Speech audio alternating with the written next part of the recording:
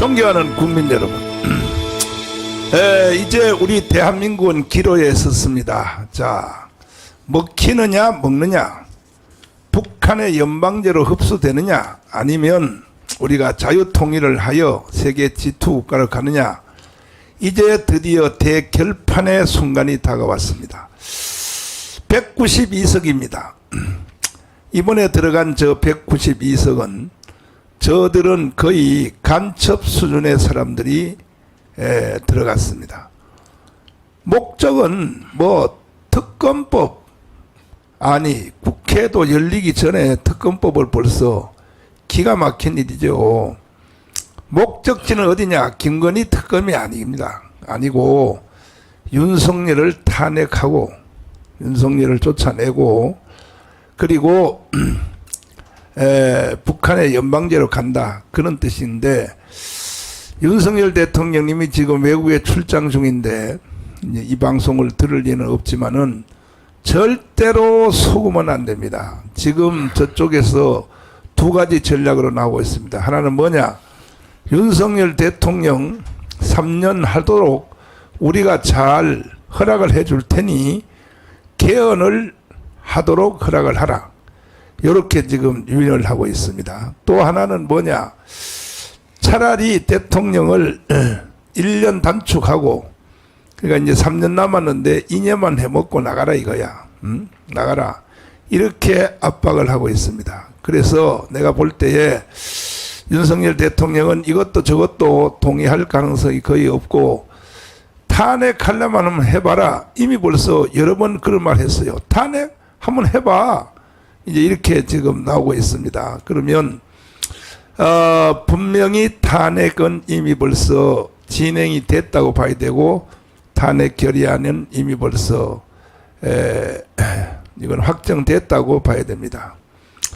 목적이 어디겠습니까? 목적이 연방제로 가자고 하는 것이죠. 자, 이와 같은 주제로 오늘도 방송을, 우리가 비가 오는데 방송을 계속 진행을 할 수밖에 없습니다. 일단은 자, 출석부터 먼저 한번 불러보시면, 오늘은 토요일이잖아요. 토요일은 일하는 날 아니죠. 그리고 전국적으로 비가 오죠. 비가 오니까 어디 갈 데도 없잖아요. 그러니까 오늘이야말로 실시간 10만 명을 돌파할 수 있는 절호의 기회야. 빨리 김종대 목사님, 그리고 남기수 목사님 빨리빨리 전달해서 254명의 실행위원장님들, 자기만 듣고 있지 말고, 뭐 자기만 들으라고 이거 방송하는 줄 알아요. 빨리 1600, 1300, 1248, 3518명 자유마을 대표들한테 빨리 연락하고, 3518명까지도 자유마을 대표들까지도 기계적으로 다 들어오더라고요. 보니까 아마 5분 후면 아마 3000명 넘을 겁니다. 여기까지는 기계적으로 돼요. 문제는 그 다음에 한 단계 더, 동대표 말이요. 동대표, 조직 있죠. 12명 동대표, 부대표, 총무서기 회계. 아니 그걸 왜 못 내리냐고. 그걸 빨리 전화해요. 지금 이제는 실행위원장들은 조질 필요가 없어요. 그건 자동적으로 잘하고 있으니까. 이제 동대표 3518명, 그것만 내가 계속 지금 잔소리 할 테니까, 3518명 빨리, 아직도 덜 들어온 사람도 있어. 이게 잠이 덜 깼나 왜 그래, 이거 비가 오니까. 빨리 들어와요. 어서 빨리 들어오고, 빨리 자기 동네에 12명한테 전달하란 말이에요. 지금 전달해서, 오늘이야말로 절호의 기회잖아요. 비도 오지, 토요일이지, 일하러 안 가지. 그러니까 빨리 전달해서 오늘은 한번 10만 명의 기록을 깨보자. 깨보자, 이게 깨보자. 김학성 교수님 나오셨습니다. 예, 김학성입니다. 네. 평택에서 새벽기도 끝나고 2시간 동안 차를 운전해서 강한신 목사님 나오셨습니다. 예, 강원식 목사입니다. 또 전준환 박사님 나왔습니다. 전준환 목사입니다. 또 별세계 황유선 장군님 나오셨습니다. 황유선 장로입니다. 첫째는 이제 화두를 어제 이화영 재판 결심 재판했죠. 이제 1심 나왔습니다. 1심 나왔죠. 예. 몇 년 나왔습니까? 9년 6개월 나왔습니다. 9년 6개월. 예. 근데 왜 이화영 1심이 9년 6개월 나는 걸 가지고 왜 그걸 이재명한테로 왜 연결을 시켜요? 그러니까 목사님 아시다시피 이화영의 죄목은 뭔가 하면 네. 그러니까 이제 북한에 이재명이를 다른 것도 있지만요. 이재명이가 방북하겠다라고 하니까 북한에서 방북 비용을 내라 그랬습니다. 300만 달러를. 아하. 예, 500만 달러는 이제 스마트 사업에 대한 비용인데 방북 비용만 300만 불인데 그거를 김성태 쌍방울 해서 대납을 해줬습니다. 네. 그러니까 결국은 이번 판결문에는 나와 있지 않지만 이재명이는 제3자 뇌물죄가 당연히 성립하거든요, 목사님. 그렇기 때문에 이화영이가 유죄가 되면 검찰은 반드시 이재명이를 기소할 것으로 보고 또 기소를 해야 된다고 봐야 됩니다. 그러니까 우리가 상식적으로 이번 판사가 정확히 본 게 뭐 정확하다기보다도 객관적으로 그냥 판결한 거예요, 목사님. 그러면 평화부지사는 경기도밖에 없어요. 그러면 이 이화영이를 평화부지사로 임명한 것은 북한과 교류를 잘 하라는 거 아니겠습니까? 그러면 이 부지사가 300만 불을 북한에 보내면서 이재명한테 보고를 안 했다? 그 상식적이진 않잖아요, 목사님. 참. 또 하나는 네. 북한의 인사들을 중국서 가서 만났어요. 네. 이화영이가. 그건 TV에 다 공개가 되지 않습니까? 그러면 이화영이가 중국 가려면 출장을 내야 될 거 아닙니까? 네. 그럼 출장은 당연히 도지사인 이재명이가 출장을 했을 거 아닙니까? 그럼 그 당시에 출장 가면서 너 출장 목적이 뭐냐? 며칠 잘 다녀올 거냐? 그걸 물어볼 거 아닙니까? 이재명에게 보고를 하지 않았다는 말은 정말로 얼토당토한 얘기죠. 작년에 이제 기억하실지 모르겠지만 이 이재명이를 국회에다가 네. 이제 체포 동의안을 냈을 때 국회가 체포 동의를 해줬거든요, 목사님. 그렇지. 그때 검찰이 뭐라고 얘기했냐면요. 네. 이화영이가 이재명에게 17번이나 대북 송금을 한다는 보고를 했다라고 되어 있어요, 목사님. 이미 그때요. 근데 그때 이제 유창훈이가 기각하는 바람에 구속이 안 된 것인데 아하. 이번에 그 이재명 변호사 측에서 얘기했지만 이화영이가 유죄면 이재명도 유죄다라고 말할 정도로 둘은 연결이 돼 있기 때문에 이번 판결문에는 이재명을 언급하지는 않았습니다. 그러나 그 뻔한 것이죠. 소리가 검찰이 하루속히 이재명이를 이 제3자 뇌물죄와 그다음에 외환관리법 위반 공범 내지 교사로 기소를 해야 될 것으로 보고 있습니다. 그래서 저 나오네, 목사님 여기.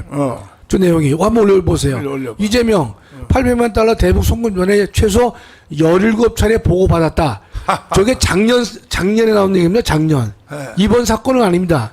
작년에 나왔거든요. 예. 그러니까 도지사가 부지사의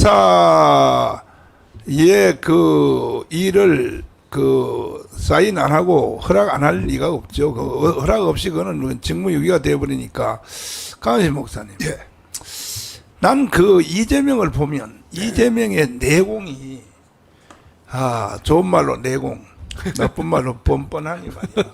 설면피한 거죠. 이게 사실은 이 목사들은 신앙심이 있기 때문에 사실은 자기 신념에 대하여 옳은 것에 대해서는 목숨 걸고 얼굴 색깔도 안 변하고 목사들은 내가 깜빵 갈 때 그 표정처럼 말이야. 그렇죠. 목사들은 자기 일이 당당하니까 이렇게 얘기하는데 이재명은요 저게 천하만민이 다 봐도 전 거짓말쟁이요 사기꾼이요 그런데도 이야 그 내공이 목사들보다 더 센 것 같아요. 어떻게 생각해요? 그 내공이 두 가지예요. 두 가지야. 하나는 우리야 성령의 사람으로 성령 안에서 양심과 선을 쫓아 행하지만 저들 속에는 분명하잖아요. 저들 속에는 마귀의 아비, 사탄의 역사란 말이에요.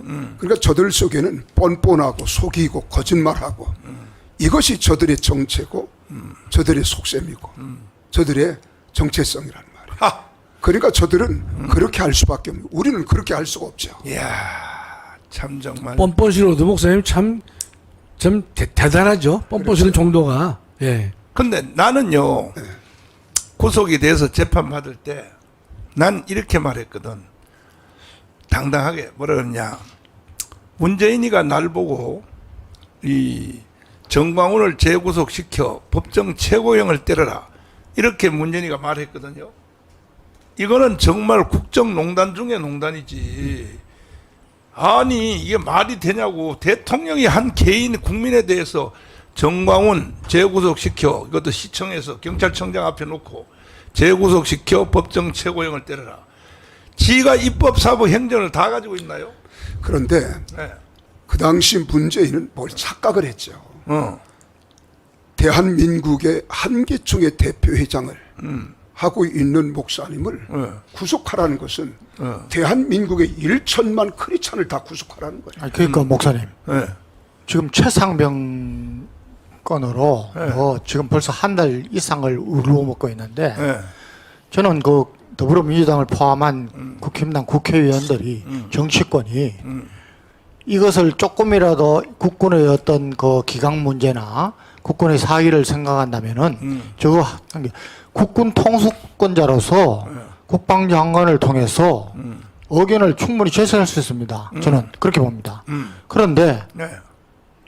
그 대통령이 문재인이가 목사님을 처벌하라 이런 것은 그야말로 정말 제가 보기에는 뭐 법의 전문가도 아니지만은 탄핵사유예요. 상식으로 봐도 네. 직권남용이고 그럼요. 사법부에다가 엄격한 상권 분립이 돼 있는데 이거야말로 진짜 특검에서 사법 처리해야 되는 겁니다. 그럼요. 아니, 그것도 법정 최고형을 때려라. 그 윤석열이가 만일에 네. 그 문재인의 말 같은 말을 했으면요, 네. 당장 탄핵합니다.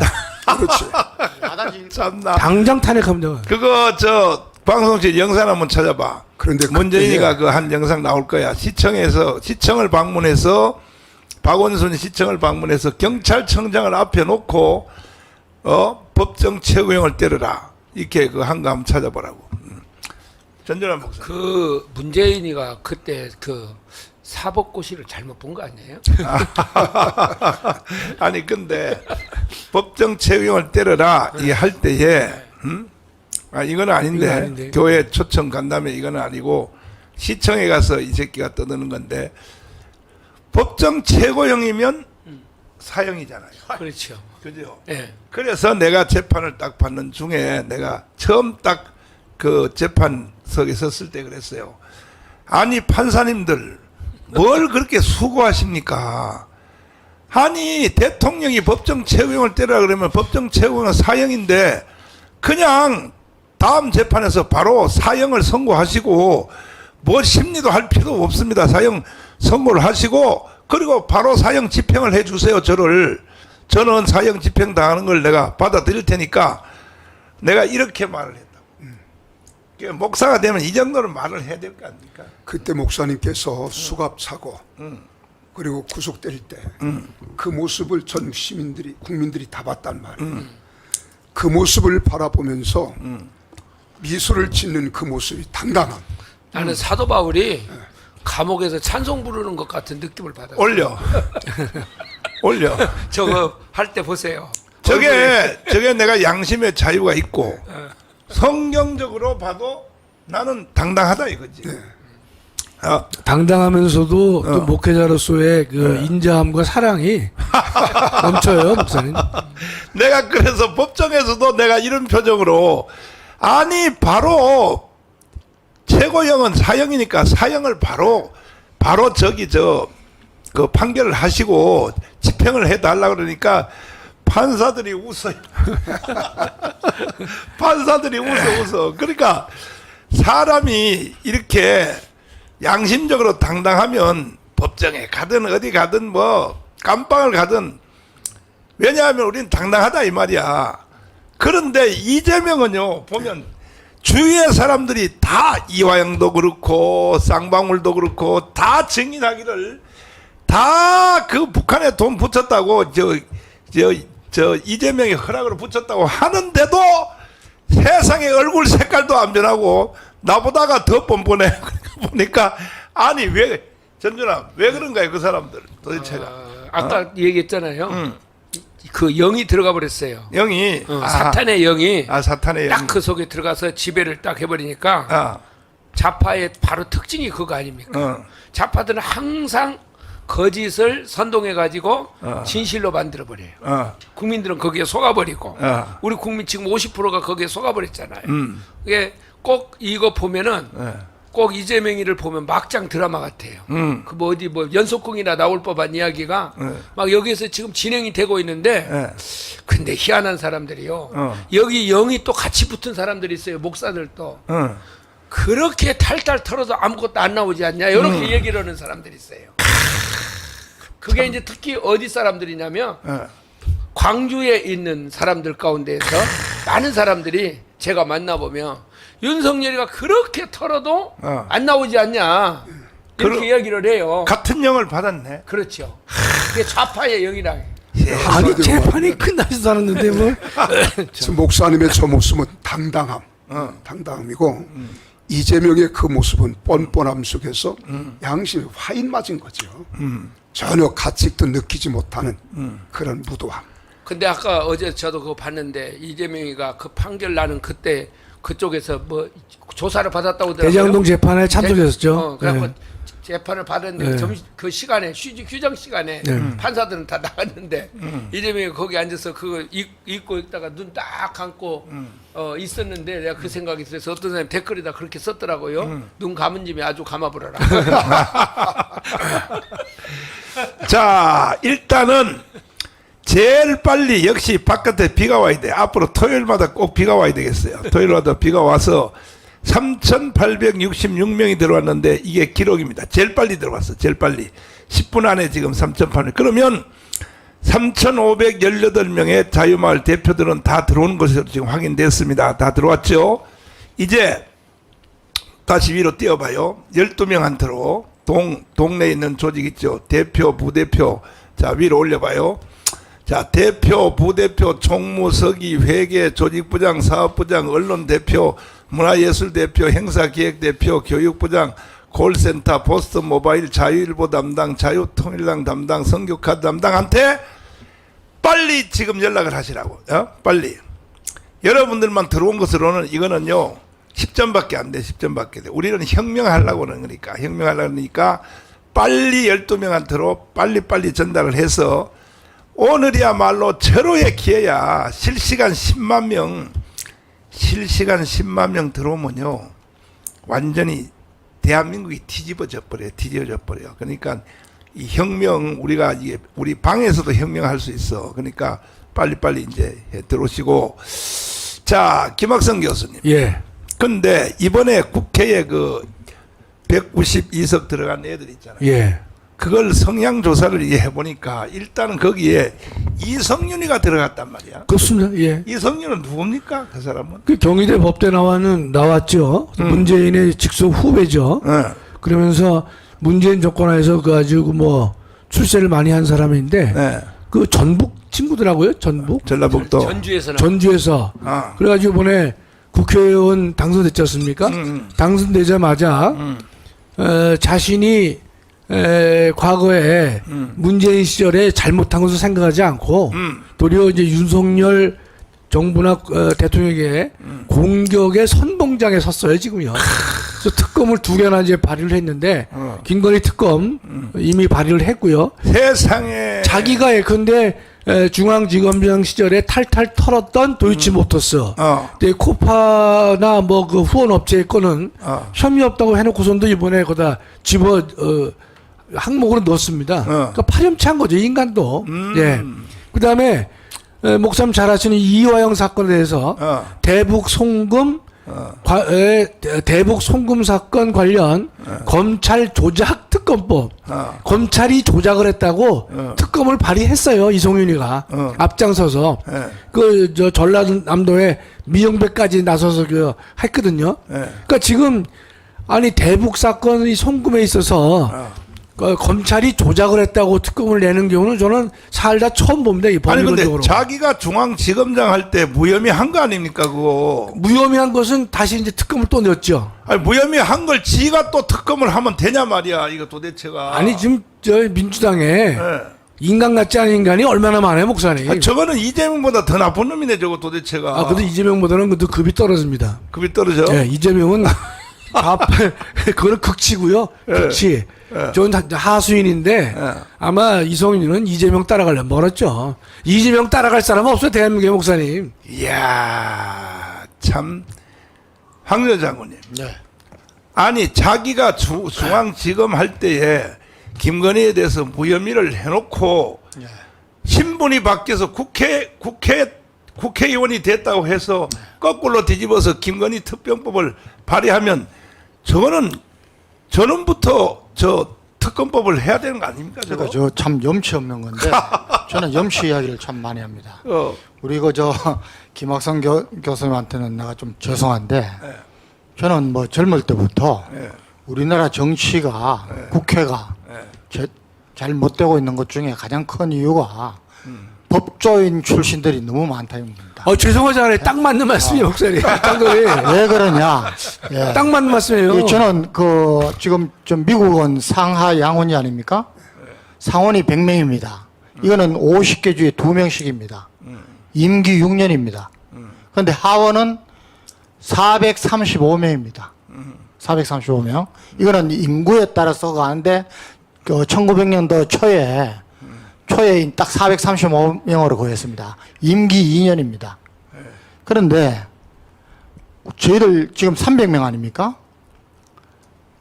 우리가 면적으로 보면은 알래스카, 미국의 일개주인 알래스카의 16분의 1입니다. 미국의 그 면적 2위 큰 게 텍사스인데 알래스카의 반 정도니까 우리가 한 8배 됩니다. 그런데 우리가 지금 저는 300명 이거 언제부터 우리는 150명 수준으로 낮춰도 된다고 보는 사람입니다. 그런데 우리가 지금 지역구가 254명 아닙니까? 예? 이게 지방자치제가 243개입니다. 지방자치제 중에 30%도 못 되는 20% 이하가 거의 70%입니다. 그냥 이거 돈 따먹게예요. 예. 세금 받아가지고 돈 빨먹는 것밖에 없습니다. 저는 지금 우리 국회가 지역구는 확 없애든지 없어도 됩니다. 사실은. 딱 광역별로 딱 하고 정말 비례대표의 최초의 의미대로 각 분야의 전문가들을 세워야 됩니다. 지금 우리 저 국회 이성윤 이야기할 것도 없습니다. 자기 분야에서 제대로 진급 못하고 하면은 벌써 딱 나는 국회 들어가겠다. 벌써 딱 부숩니다. 예? 호남 분들은 더불어민주당에 언론에다가 그 다음에 아예 자기 이름을 석자를 알립니다. 그러면 국회의원 됩니다. 지금 조국 신당하고 똑같습니다. 다. 개혁신당. 이거 정말 없어져야 됩니다. 목사님, 난 이해가 안 되는 거지. 이성윤이가 전라도 사람이잖아요. 고창 사람. 근데 그 이성윤이가 들어보니까 또 기독교인이래. 기독교인이에요. 예. 이야, 그러니까 참 이게 정말 이거 도대체가 기독교인이면 가서 설교를 들을 것이고 말씀을 들을 것이고 그러면 우리가 어떻게 부지불식간에 이렇게 잘못하고 죄를 지을 수 있죠. 아니 근데 어느 교회 다닌지 한번 알아봐. 그래서 참 이게 교인들이요. 목사가 책임을 져야지. 그 민주당 안에도 그렇고 여기도 국민의힘에도 마찬가지고 참 이 기독교인들이 그래도 한 30-40%는 들어가 있거든요. 근데 이 기독교인들이 야 정말 이게 우리 목사들 책임이에요. 제가 보기로는. 조금 전에 황 장로님 말씀하셨는데 네. 미안한 게 아니라 저보다 너무 정확한 말씀하신 거예요. 잘 보시면요, 대한민국의 판검사 세상이 돼 있어요. 왜냐하면 그게 제도의 잘못인데 보세요. 판검사 하다가 국회의원 되는 걸 출세 코스로 돼 있어요. 대한민국이. 그러면 왜 그런 꼴이 나느냐? 자 보세요. 판검사 하다가 국회의원 나가잖아요. 떨어지면 바로 변호사 할 수 있어요. 그러나 행정공무원이라든지 교수라든지 이런 사람들은요 하다가 국회의원 출마 못합니다. 떨어지면 실업자예요. 그러한 제도적인 맹점이 있다고요. 그렇기 때문에 우리가 이 판검사 하다가 예컨대 본업에 충실하지 못하고 견눈질하는 인간들이 저 정치권에 들어가는 거예요. 본업에 충실하지 못하고 견눈질한단 말이죠. 그 원칙이 어긋나는 길을 가는 거잖아요, 목사님. 그다음에 옛날에 우리나라가 지금은 안 그렇지만 30년 전만 해도 판검사들을 다 영감이라 불렀어요. 그 제도도 잘못된 거지요. 무슨 영감입니까, 젊은 놈한테. 그렇게 불렀기, 그러한 잘못된 것이 남아있기 때문에 이 판검사를 갖다가 엄청나게 그 받아야 될 대우보다 훨씬 높은 프리미엄을 붙여가지고 대접을 주고 있기 때문에 그거를 우리가 근본적으로 고치는 것도 혁명 세력들이 해야 될 과업 중에 하나가 되는 것입니다. 자, 또 한 사람의 주목한 인물이 뭐냐? 박선원입니다. 박선원. 이 박선원은 어떤 사람인가? 지금 박선원은 가만히 엎드려 있는데 이번에 국회에 들어갔는데 이게 노무현 정부 때 사실은 그 기조실장인가 뭔가 하여튼 그걸 했어요. 노무현 때 했는데 김승규 국정원장이 간첩을 조사하다 보니까 세상에 왕재산인지 뭔지 해가지고 평양으로 80만 장의 A4 용지로 평양으로 넘긴 사람들이 있었어요. 평양으로. 근데 그게 누가 관계되는가 했더니 박선원이야. 박선원. 청와대에 실제로 근무했던 사람이란 말이야. 그래서 대통령한테 보고하러 갔단 말이에요. 김성규 국정원장이 청와대 안에 여기 간첩이 있습니다. 이걸 체포해야 되겠습니다. A4 용지를 80만 장을 평양으로 넘긴데 관여된 사람이 있습니다. 이게 박선원이거든. 그랬더니 세상에 노무현이가 화를 내면서 당장 국정원장 그만두라고. 이야, 참 도대체가 말이야. 그래서 잘렸어요. 김승규 씨. 김승규 장로님이 국정원장에서 잘렸다고. 아니 거기 청와대 안에 간첩 있는 걸 조사를 해야 된다고 하니까 잘렸단 말이에요. 그걸 오히려 이거는 조선일보의 일면 톱에도 나온 기사입니다. 미국 CIA가 그것을 가르쳐 준 거예요. 간첩을 청와대 안에 있는 간첩을 수사한다고 하니까 김성규 국정원장을 잘랐다. 이거는 미국 CIA가 정보를 줘서 조선일보 1번 탑에 나온 기사예요. 그러면 그 다음에 이제 문재인 정부 때 이 사람이 뭘 했느냐? 국정원에 들어갔어요. 기획조정실장을 했죠, 목사님. 기획조정실장은 사실은 국정원장보다 훨씬 낫습니다. 국정원장도요, 사실은 북한에 있는 간첩 잡는 팀들 있지 않습니까? 국정원장한테도 보고 안 해요. 보고 못하게 돼 있어요. 이게 칸막이 전략이라 그래서 이 방에서 하는 일이 저 방에서 서로 모르도록 돼 있어요. 이 정보계통은. 그러니까 국정원장도 보고를 안 한단 말이에요. 국정원장한테도 물어보면 못 물어보게 돼 있어. 지금 간첩 북한의 대공 공작 어떻게 하고 있어? 이 말을 못 물어보게 돼 있단 말이에요. 이것이. 그런데 이걸 다 아는 사람이 누구냐? 아까 조정실장 그 뭐예요? 예, 박선원. 예. 박선원은 다 아는 거예요. 이제 기조실장이니까. 예.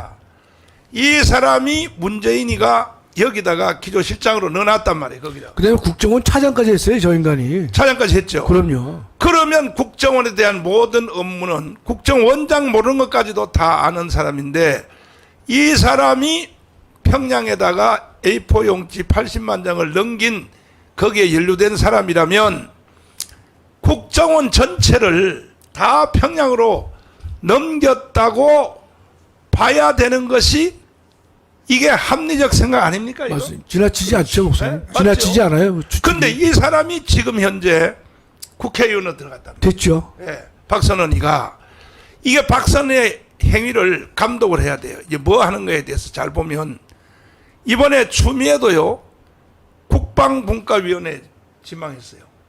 황 장군님 왜 추미애가 국방분과위원회 왜 거기를 왜 지명할까요?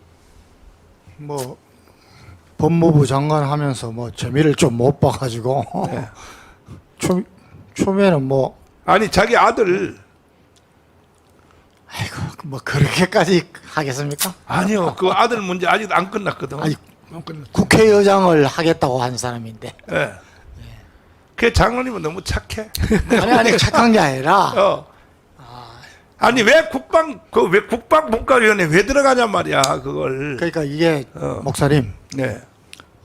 저는 그 계속 말씀드리는 게 우리나라는 근본적으로 기본을 다 흥크러졌다고 이야기를 하고 있는데 그 목사님 저한테 5분만 주시면은 아니 5분 주기 전에 내가 먼저 신문을 해야 되겠어요. 장로님을 청문회부터 해야 되겠어요. 뭐냐면 아니 그거는 저 추미애 아들 거는 수사하면 됩니다. 아니 근데 아들에 대해서 예. 그 추미애가 예. 그 뭐 당 대표였나요 뭐였나 그때 그 아들 군대 예. 갔었죠. 예. 거기에 그 비서를 시켜서 예. 그 지시한 거 맞아요 안 맞아요? 맞죠. 맞아요? 예. 거기 이제 네. 그때 미8군 지원단장을 제가 아는 후배가 있습니다. 아주 신앙 좋고. 그렇지, 네, 맞네. 괜찮습니다. 그 말을 내가 지금 들으려고 그러는 거예요 지금. 아니 그러니까. 네. 그래서 네. 이제 그 개통으로 와가지고 네. 용산에 근무하고 싶다. 그러니까 아하. 연합사령부에 용산에. 근무하고 싶다 그랬는데 네. 그 근무 지원단장이 굉장히 원칙적인 애입니다. 그 안 된다고 해가지고 제가 지금은 바뀌었는지 모르겠습니다.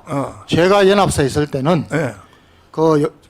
이 분류를 하사관 학교처럼 네. 카츄사가 지원해가지고 네. 합격한 친구들을 네.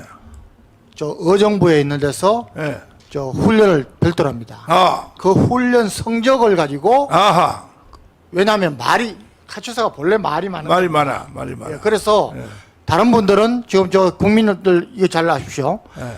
카츄사 하려면은 영어 성적 순으로 하는 게 절대 아닙니다. 네. 하도 말이 많으니까 예를 들어서 900점 만점이다 그러면은 850점부터 900점대 몇 명, 한 해에 1000명을 뽑는다면은 그 최소한 800점 이상은 돼야 된다. 그러면 딱딱 점수 단계를 만들어 놓고 인원을 할당합니다. 그래서 무작위 추첨을 합니다. 예. 그래서 내가 성적이 좋은 사람은 성적 좋은 대로 거기 가면은 성적 좋은 사람들이 50명 지원했다고 50명이 다 되는 게 아니라 한 10명 정도 되는 겁니다. 그러니까 이 점수하고 그다음에 하사관 학교처럼 의정부에서 군사훈련 받은 점수하고 합쳐서 제일 성적 좋은 놈 딱 8명인가를 연합사령부에 갑니다. 그러니까 근데. 안 되는 거지요. 네. 그래서 안 된 겁니다. 안 됐으면 그러면 정상이네. 아니 정상이고. 법원을 그다음에 또 하나 이제 이 친구가 지금 제가 말씀드린 것은 인터뷰한 내용을 제가 보고 이야기하는 겁니다. 그다음에 뭘 또 했냐면은 평창 올림픽이 그때 있었습니다. 평창 올림픽 있었죠. 거기에 자원봉사위원으로 해달라. 아하, 거기에 추미애가 개입했구만. 그렇죠. 또 해달라. 그래서 이 친구가 나는 카슈샤 지원단장은 전역하기 이제 장군 진급 끝나고 기대가 없고 마지막 거니까 원칙적인 친구니까 무서울 게 뭐 있습니까? 그렇지. 그래서 안 몇 돼. 명을 하는데 지원자가 몇 명이냐? 오케이.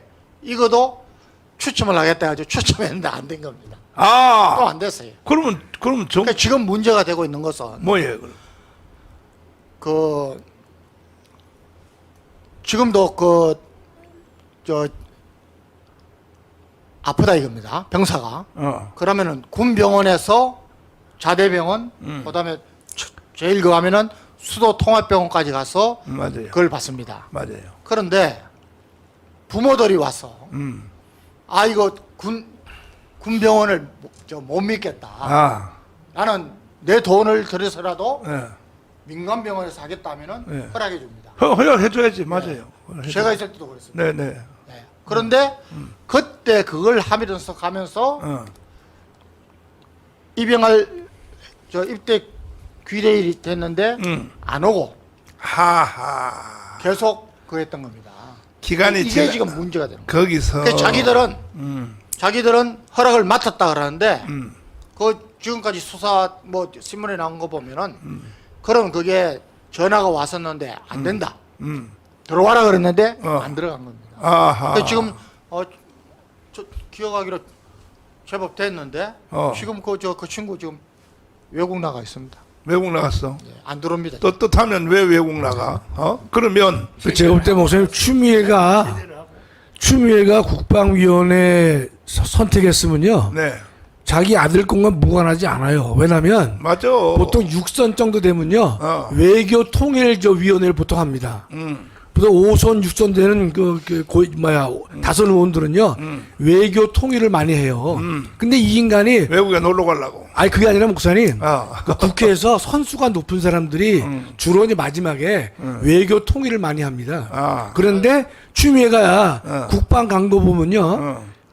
반드시 그렇다고 보기는 어렵지만 절대로 아니라고 보기는 어렵다 이거예요. 자기 아들 무관하지 않다는 거죠. 아들 건과. 네, 아들 건과. 자, 그래서 그런 여자가 국회의장을 하려고 덤비면 되냐 말이야 이게 도대체. 그 다음에 옮겨서 조국에 대해서 얘기했습니다. 자, 조국이 국회의원 됐잖아요. 조국. 저기 전준환 목사님 조국 알아요? 예. 조국, 우리 조국, 우리 대한민국. 근데 예. 조국이가 국회의원이 됐단 말이야. 예. 조국이 국회의원 되면 돼요, 안 돼요? 아, 지금 감옥에 가 있어야지요. 감옥에. 예. 그럼 빨리 이 사람을 대법원에서라도 송가 한번 치르려면 얼마나 힘듭니까? 그러니까 대법원에서라도 빨리 지금 2심까지 나왔으니까 빨리 감옥에 집어넣든지 빨리 판결을 내려서 정리를 해야지요. 근데 이것도 지금 계속해서 가고 있지 않습니까, 이게. 국회의원 되면 목사님 되겠어요? 그러니까 요즘 잠을 못 자는 거예요. 근데 또 이런 사람이 또 윤석열이를 탄핵하겠다고 나오잖아요. 그렇지. 보복하려고. 예. 그러니까 참 그리고 우리나라 사법부가 정말 심각한 것이 우리 교회 지금 최근에 이제 일부 석방됐지만은 지금 감옥에 계신 분들 다른 거 관계없이 초범 아닙니까 초범? 예? 초범이면은 그걸 다 법정 구속했단 말입니다. 그렇죠. 그런데 1심, 2심에서 그것도 실형 징역 2년형을 받았는데 무슨 이유로 그걸 풀어줍니까? 참. 그 구속했으면 이번에 조국 개혁신당 없습니다. 그렇죠. 안 됐죠. 네. 그래서 정말 이런 것은 그 판사가 누군지 모르지만은 정말 저는 함량 미달이라고 봅니다. 제 이야기가 아니고 목사님 5분만 좀 구해주시면은 해보세요. 요즘 손상대 교수가 새벽 3시만 넘으면 저를 괴롭힙니다. 왜 괴롭혀? 시를 써가지고. 그런데 제가 보니까 시가 아닙니다. 기도입니다, 이 사람이. 그래서 이제 우리 일부 방에는 올리는데 오늘 아침에 저한테 보낸 시입니다. 제가 한번 읽어보겠습니다. 위로 띄워봐. 제목이 현미경속 한국언입니다. 법원과 검찰이 사라졌다. 법원은 하늘로 올라갔고 검찰은 땅 속으로 들어갔다. 아하. 그렇지 않고는 대역 죄인들이 이렇게 국회 안에서 뻔뻔하게 활보할 수는 없다. 유전무죄, 무전유죄는 고질병이 되었고 우파 구속, 좌파 석방은 체질화가 됐다. 실형 6개월의 우파는 모조리 법정 구속하고 실형 2년, 3년 좌파는 왜 법정 구속 못하는지 설명 좀 해보라. 선관위가 도둑놈 소굴로 변했고 대법관들이 그 동네에 두목이 됐다. 3살 꼬마가 봐도 부정선거 증거들이 확실한데도 선관위는 배째라고 덜어놓았고 대법관들은 공직선거법 225조를 정면으로 어기는 것도 모자라서 세워라 내워라 탱자탱자 하다가 정신병동 진단서 발부하듯 기각해버린다. 그렇다면 너희들 죄는 누가 재판에서 단죄하냐? 민의의 전당이라는 국회는 교도관들이 부러워할 여의도 교도소가 됐다. 정과 사범 출신의 국외 범죄 혐의 타이틀을 보유한 찌째밍. 찌째밍이 누군지 저는 모르겠습니다. 이재명. 실형 3년의 운하황. 황운합니다. 예. 실형 2년의 쪼국이. 성상납 무고 혐의 준서톤. 이게 이준석이 얘기합니다. 돈봉투 돌리고 받아 챙긴 후 방탄 투구 쓰고 개기는 쩐의 범죄자들. 그야말로 22대 국회는 개콘 녹화장의 청송감호소를 방불케 한다. 보시라. 법을 어긴 범죄자들이 입법기관에 떼거지로 들어가서 법을 만드는 저 코미디가 연말 대상감이 아니고 뭔가. 세상에 이보다 더 배꼽 잡는 코미디가 있다면 말해보라. 언론은 쓰레기장에 버려진 사료, 잡지보다도 못한 코 풀고 버린 화장지가 됐다. 제정신 박힌 기자라면 차라리 펜을 접고 노가다를 할 것인데 집단으로 쓰레기 체면에 걸렸으니 국민들이 기레기라 부르지 않는가. 지금의 언론들은 악취나는 쓰레기장에 대굴박을 쳐박고 연일 똥방귀만 갈겨더니 언론공해 때문에 숨을 쉴 수가 없다. 진실은 민노충 냄비에 삶아 드시고 허구한 날 누의 입에서 실 뽑듯 가짜, 거짓, 사기 뉴스만 쏟아내니 나라가 개판이 되지 않았는가. 언론을 더 이상 우리 사회의 공기가 아니라 흉기가 됐다. 알겠느냐. 특검은 어떤가. 동네 축구공이 됐고 정치의 재물이 됐다. 특별검사제도란 고위공직자의 비리나 위반 혐의가 발견됐을 때 행정부로부터 독립된 변호사를 선정해서 범죄 수사와 공소 제기를 담당하는 제도를 말하는데 이게 근래가 되어버렸다. 정상적인 국회라면 민주당은 김건희 해병대원 특검만 주장할 것이 아니라 문재인 USB 특검, 문재인 간첩 공산주의자 특검, 남북 정상회담 평화소 특검, 서해 해수부 공무원 피살 사건 특검, 탈북자 강제북송 특검, 김정숙 국고손실 및 옷 특검, 문재인 딸 수상한 돈 특검, 문재인 사위 수상한 채용 특검, 이상직 특혜 특검, 이재명 종합비리 특검, 대북 송금 특검, 권순일, 김명수, 이재명 재판 커넥션 특검, 김혜경 법카급 특검, 조국 특검, 황운하 관련 울산시장 비리 특검, 돈봉투 특검, 여기에 부정선거 특검까지 함께 하자고 해야 하는 것 아닌가 말이다. 탄핵도 고물상 폐품이 되다시피 했다. 검사가 수사 잘하니 그 검사를 탄핵하겠다고 나선 민주당. 이화영 9년 6개월 선고한 1심 판사가 마음에 안 든다고 그 판사를 탄핵하라는 개딸들. 탄핵 사유가 되지도 않는데도 주사파, 종북 세력, 촛불 세력들이 북한의 실형을 따라 윤석열 탄핵에 시동을 걸었다. 정작 탄핵을 당해야 할 범죄자들이 탄핵을 말하고 있으니 얼마나 웃기는가. 그러다 보니 대한민국에서 양심과 정의, 원칙과 삼강오륜이 사라졌다. 좌파 정권이 남긴 해외 토픽감 현상이지만 이자들은 쪽팔린지도 모른다. 양심은 일찌감치 전당포에 맡기고 정의는 엿받고 먹은 지 수년이 지났다. 좌파 인간들이 일말의 양심이 있다면 밥통 바닥이 빵꾸난 정도는 알아야 하는데 하는 짓은 하나에서 10가지 무뇌충유다. 이승만 박정희 대통령이 말해준 밥솥들, 김대중 노무현 문재인이 얼마나 긁어댔으면 밑창이 뚫렸겠는가. 정의도 거들났다. 문재인 정권 5년과 이번 40 총선에서 나타난 정의의 현주소는 착하게 살면 바보, 정직하게 살면 쪼다, 법 지키고 살면 바보 빙신, 쪼다가 되는 것이다. 비리도 크게 지르고 국회의원이라도 하려면 정과 서너 개는 기본으로 갖춰야 한다. 그 정과도 잡범 수준이면 안 된다. 문재인, 이재명, 조국 같은 사람들처럼 세상이 놀랄 만한 범죄 정도는 돼야 한다. 원칙과 기준은 어디다 숨겼는지 매사가 어거지고 위법적이다. 자유민주주의 국가를 지탱하는 상권 분립은 입법부가 거들내고 사법부가 바람잡이가 되었다.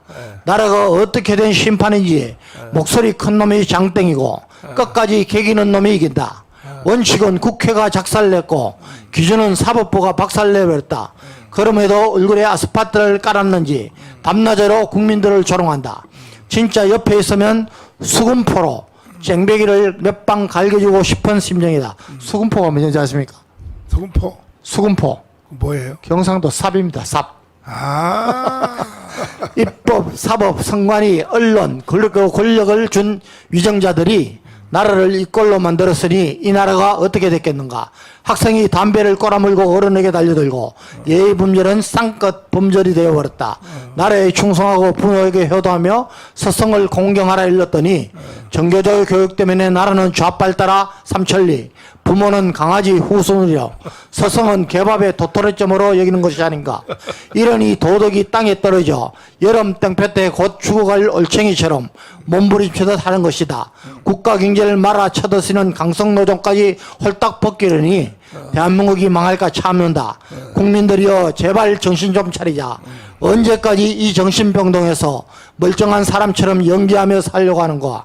귀를 열고 두견새처럼 슬피우는 대한민국의 신음소리를 좀 들으란 말이외다. 야, 근데 여기 하나가 빠졌어. 뭐냐면 사랑제일교회 특검 요걸 넣어야 되는데, 사랑제일교회 특검 넣어야 되는데, 이거는 세계 그 노벨 문학상에 이거 한번 추천해야 되지 않을까?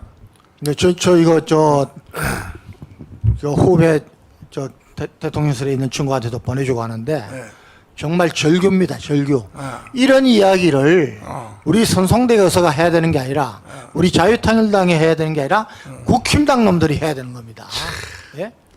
지금 손상대 교수가 매일 새벽 3시, 4시면 꼭 올려줘요. 어허.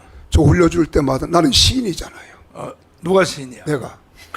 아니 또 갑자기 또 그런데 시대로 왜 또 둔갑을 했어? 시라고 해도 어. 정말 이 시대를 시로 풍자해서 한 내용인데 정말로 저 내용을 보면은요 가슴이 절절히 절겨 흐르는 거예요. 아니 노벨 문학상으로 추대를 해야 되겠어. 아무래도 안 되겠어. 자, 지금 이러한 모든 그 뭐 풍자 대지는 또 현실 확인을 이게 현재 왜 이게 시급했냐면 대한민국 존재 자체가 지금 192석이잖아요, 쟤들이. 예?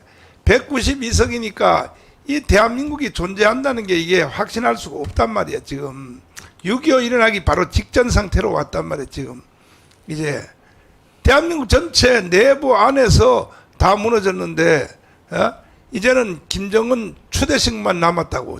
김정은 추대식만. 이러니까 이게 되겠냐 이 말이야. 그래서 혁명으로 맞짱 뜨자고 우리가 이렇게 지금 외치고 있는 겁니다. 5.16 군사혁명으로 맞짱 뜨자고. 참 기가 막히는 거야. 강한실 목사님. 예. 이게 보면 뭔 느낌인데? 우리 어렸을 때 우리가 50년대부터 60년대 그렇지. 다 보릿고개를 지나왔잖아요. 그 보릿고개를 지나봤을 때 어렸을 때 그 모습을 딱 보면 가슴이 찡하면서 이렇게 세운 대한민국을 오늘 이 땅에 참 정치인들에 의해서 이렇게 되어진다는 모습을 보면은 정말 노래 가사처럼 열불나고 천불나는 거죠. 전준원 목사님. 아니 전준원 목사님은 아버지가 면서기를 해가지고 면장해서 이 보릿고개란 말 자체가 뭔 말인지 모르죠, 솔직히. 그렇게 심하지는 않았어요. 아니 보릿고개란 말을 해석을 한번 해봐요.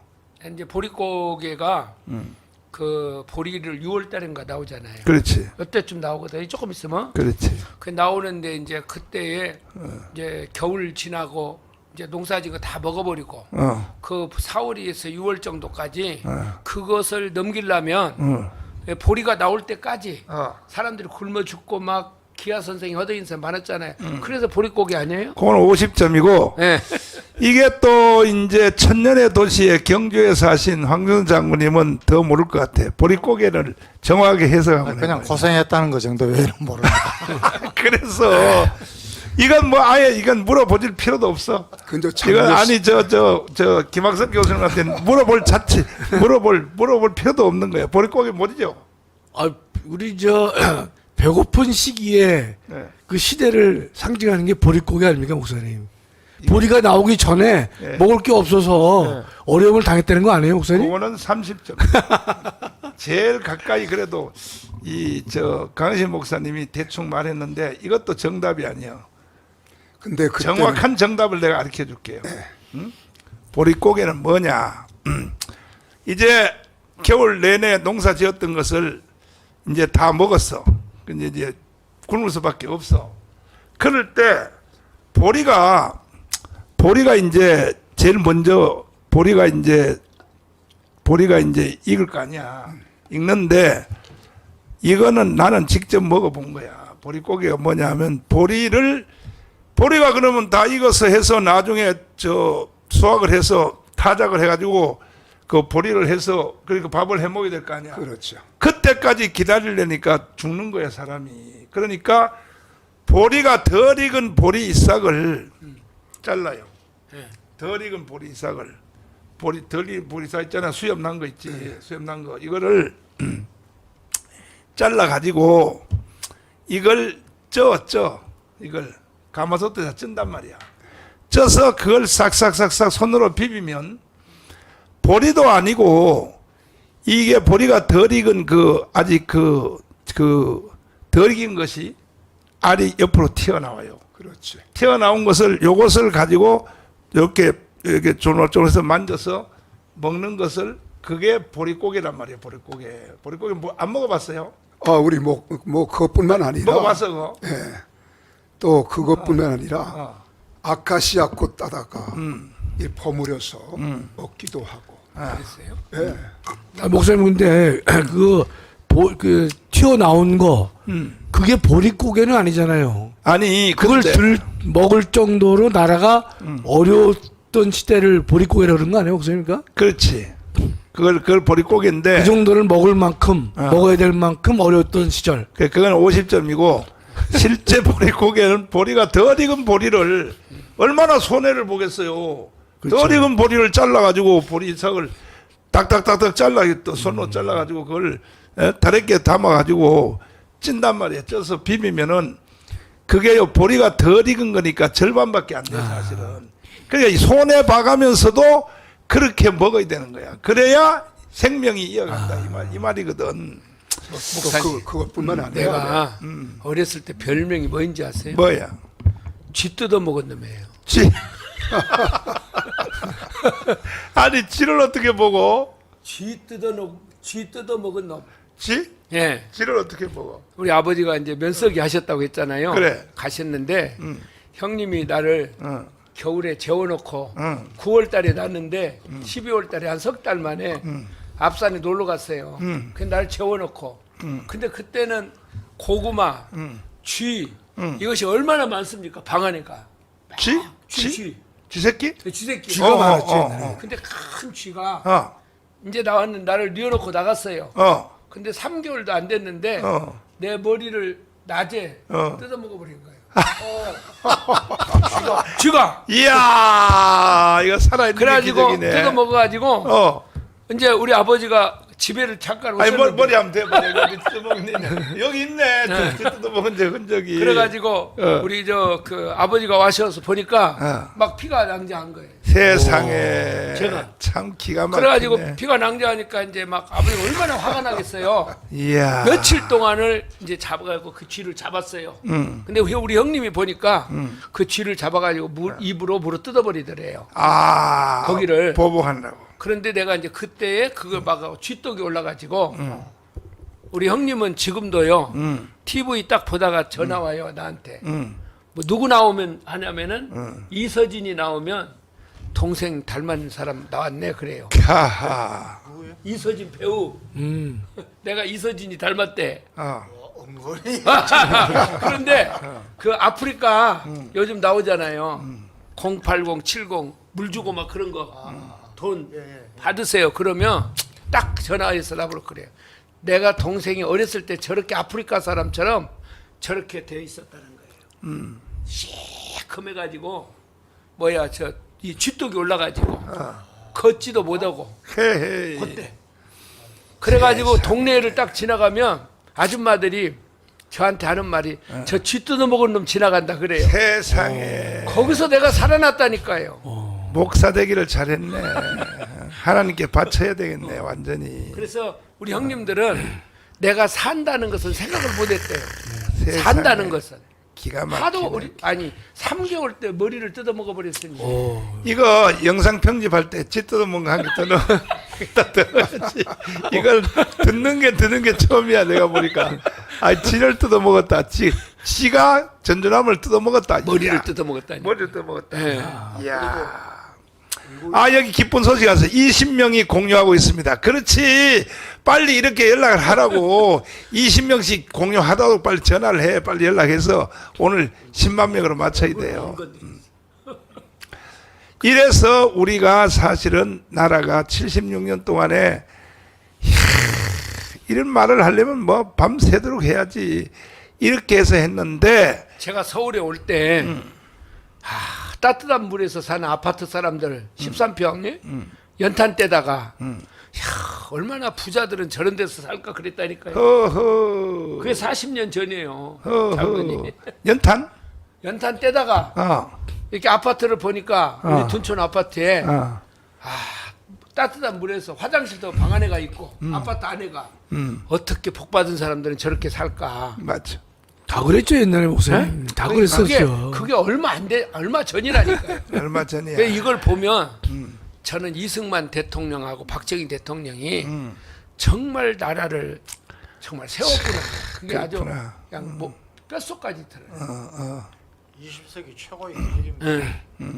우리가 아시다시피 공산 박정희 대통령이 산업화를 이룩하실 때 결코 이 나라 정세가 쉽지 않았습니다. 아시다시피 북한이 끊임없이 대한민국을 공격했잖아요. 그런 상황 속에서 또 남한에서는 예컨대 김대중 일가 그 이 땅들이 예컨대 박정희 대통령을 끌어내리려는 그러한 내외적인 어려움 속에서도 박 대통령이 대한민국의 산업화를 이룩하신 거죠. 쉽게 이룩한 산업화가 아닙니다. 네. 그래서 대한민국 76년 동안에 이렇게 만들어 놓은 나라를 문재인이가 북한한테로 넘기려고 하면 되냐 이 말이야. 이 문재인 야 이 개자식아. 어떻게 이 대한민국을 북한한테 어떻게 흡수 통일을 시키려고 시도를 하냐 말이야. USB를 주고 말이야. 김정은이한테. 응? 그래서 우리가 가문 운동을 시작한 거 아닙니까? 5년 동안 비가 오나 눈이 오나. 그래가지고 조나단 목사님이 이 강화문 운동 때문에 대한민국이 태클이 걸려서 윤석열이가 대통령이 됐고 대한민국 망하는 것이 5년 연기됐다는 것을 조나단이가 편집을 했어요. 같은 황교안 장군님 24만 표 차이로 이겼잖아요. 저 윤석열 대통령이. 근데 이게 강화문이 없으면 24만 표 차이로 이길 수 있었을까요? 아이고, 정말 하나님의 간섭이시고 저는 뭐 21대에서도 선거 부정을 했다고 보는 시각이니까 맞아요. 대통령 선거 때 안 했을까? 저는 조금 의문입니다. 아니요, 그런데 100% 했어. 했는데 네. 이 친구들이 계산을 이 잘못했어. 정도만 하면 될 줄 알았죠. 맞아요. 그리고 제일 뭐 목사님 몇 번 말씀하셨지만 제일 큰 것은 우리 광화문 세력이고 두 번째 요인은 그때 그 누굽니까 저 진보당 끝까지 저 심상정. 사퇴 안 하고 심상정이 심상정. 그것도 큰 이유고 정말 지금 그때 이재명이가 했다면은 저는 벌써 날아갔다고 봅니다. 날아갔어요. 날아갔어. 끝났어요. 바로 행동해버려. 제가 강화문에서 황준선 박사님이 이제 연사로 나와서 옆에 앉아 계셨거든요. 네. 그래서 제가 그렇게 얘기했어요. 황 장로님, 박사입니다. 저기 폭동이라도 이렇게 해야 되는 거 아닙니까 오늘? 내가 그랬더니 장로님이 나한테 폭동은 안 됩니다. 그러시더라고요. 근데 그때 심정이 이거 폭동이나 이렇게 해야 되는 거 아닌가 그런 생각을 가졌어요. 그 위에 올라가서 보고 사람들이 막 분노하고 이렇게 하니까 저녁에 가서 가만히 생각해 보니까 이제 모든 일은 하나님이 하시잖아요. 그렇지. 이런 일들을 그렇게 하니까 막 이렇게 분노하고 이렇게 할 때 우리가 하나님께 기도하고 이렇게 계속해서 하다 보면 하나님이 마침내 일을 내줘야 이 역사가 일어날 것 같아요. 근데 어, 일 안 하는 사람이 늘 핑계대는 말이 그 말이요. 하나님이 해준다 이 소리요. 아니 행동하지 않는데 뭔 하나님이 일을 왜 해 하기는. 나는 이번에 음. 3.15 부정 때문에 4.19가 일어났고 5.16 혁명이 일어났잖아요. 이번에 6월 6일 현충일을 기해서 6.6 혁명이 일어났었더라면 우리 자체가 혁명입니다. 그러한 간절한 마음도 있었어요. 아니 6.6 혁명이 일어났어 시작됐어 네. 이제. 그렇게 해서 이번 계기를 통해서 21대부터 부정이라는 것을 우리는 감지했잖아요. 왜냐하면 21대에도 보면 전사들은 다 떨어졌습니다. 그리고 유시민이가 그때 180석을 운운했단 말이에요. 그렇지. 근데 그대로 됐어요. 맞아. 근데 22대에서도 뭐 200석, 우리는 그 정말 우리를 따라서 저들이 저렇게 한다 했더니 이 부정을 이렇게 할 줄이야. 누가 알았겠어. 그러니까 그 지금 그 대통령 선거 때도 반드시 북한이 중국이 개입을 했는데 요게 이제 그 투표율에 대해서 쟤들이 착각을 한 거야. 75% 나올 줄 알았단 말이야. 계산적으로. 근데 실제로 그날 대통령 선거는 77%가 나왔거든. 여기서 때문에 쟤들이 실패한 거야. 그래서 24만 표 차이로 우리가 이기니까 기가 막힌 거지. 저쪽에서 봤을 때는 이게 완성하려고 했는데 이래서 근데 이미 벌써 5년 중에 2년이 다 지났잖아요. 이제는 3년도 채 안 남았어 이제. 3년 채 안 남았는데 윤석열 대통령이 4.19, 5.16 혁명 정신으로 나와야 될 텐데 윤석열 대통령이 아직도 이게 정신을 못 차리고 이렇게 한다면 이제 우리는 윤석열 대통령도 패싱을 시키고 아니 어떻게 나라를 북한에 넘겨줄 수 있냐 이 말이야. 우리 강화문 세력 단독의 힘으로라도 우리는 뭐 4.19를 일으키든지 5.16을 일으키든지. 근데 이번에 6월 6일 날 드디어 혁명 현상이 일어났어요. 맞아요. 이번에 모인 숫자가요. 나는 강화문 집회를 늘 내가 이끌어 왔기 때문에 딱 보면 알아버렸다. 아 이번에 몇 명 모였다. 딱 보면 아는데 이제 사진을 한번 분석해 보겠습니다만은 2019년 10월 3일이 제일 많이 모인 거예요. 이 사진. 이게 제일 많이 모인 사진이거든요. 그런데 이것도 이게 가만히 사진을 내부를 보세요. 보시면요. 간격이 이게 띄어져 있어요. 이게 사람들과의 간격이 띄어져 있는데 이번에 6월 6일 혁명의 6.6 혁명의 사진을 보시면 한번 보시면요. 이거는요. 그냥 막 딱 붙어가지고 사람들이 그냥 몸이 딱딱 붙어가지고 날씨도 더운데 말이야. 32도인데 말이야.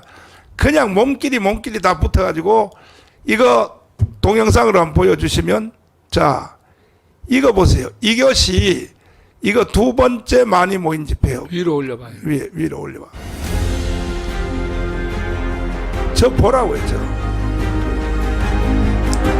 저 봐요. 사람과 사람 사이가 그냥 꽉 끼었고 여기 또 그늘나무 밑에 있는 사람들 보라고 했죠. 나무 속에 들어가서 저 도로에 있는 사람들 보라고. 도로에 있는 사람들. 그 도로에 있는 사람들을 다 일로 이거 차단인 쪽으로 일로 밀어내버리면은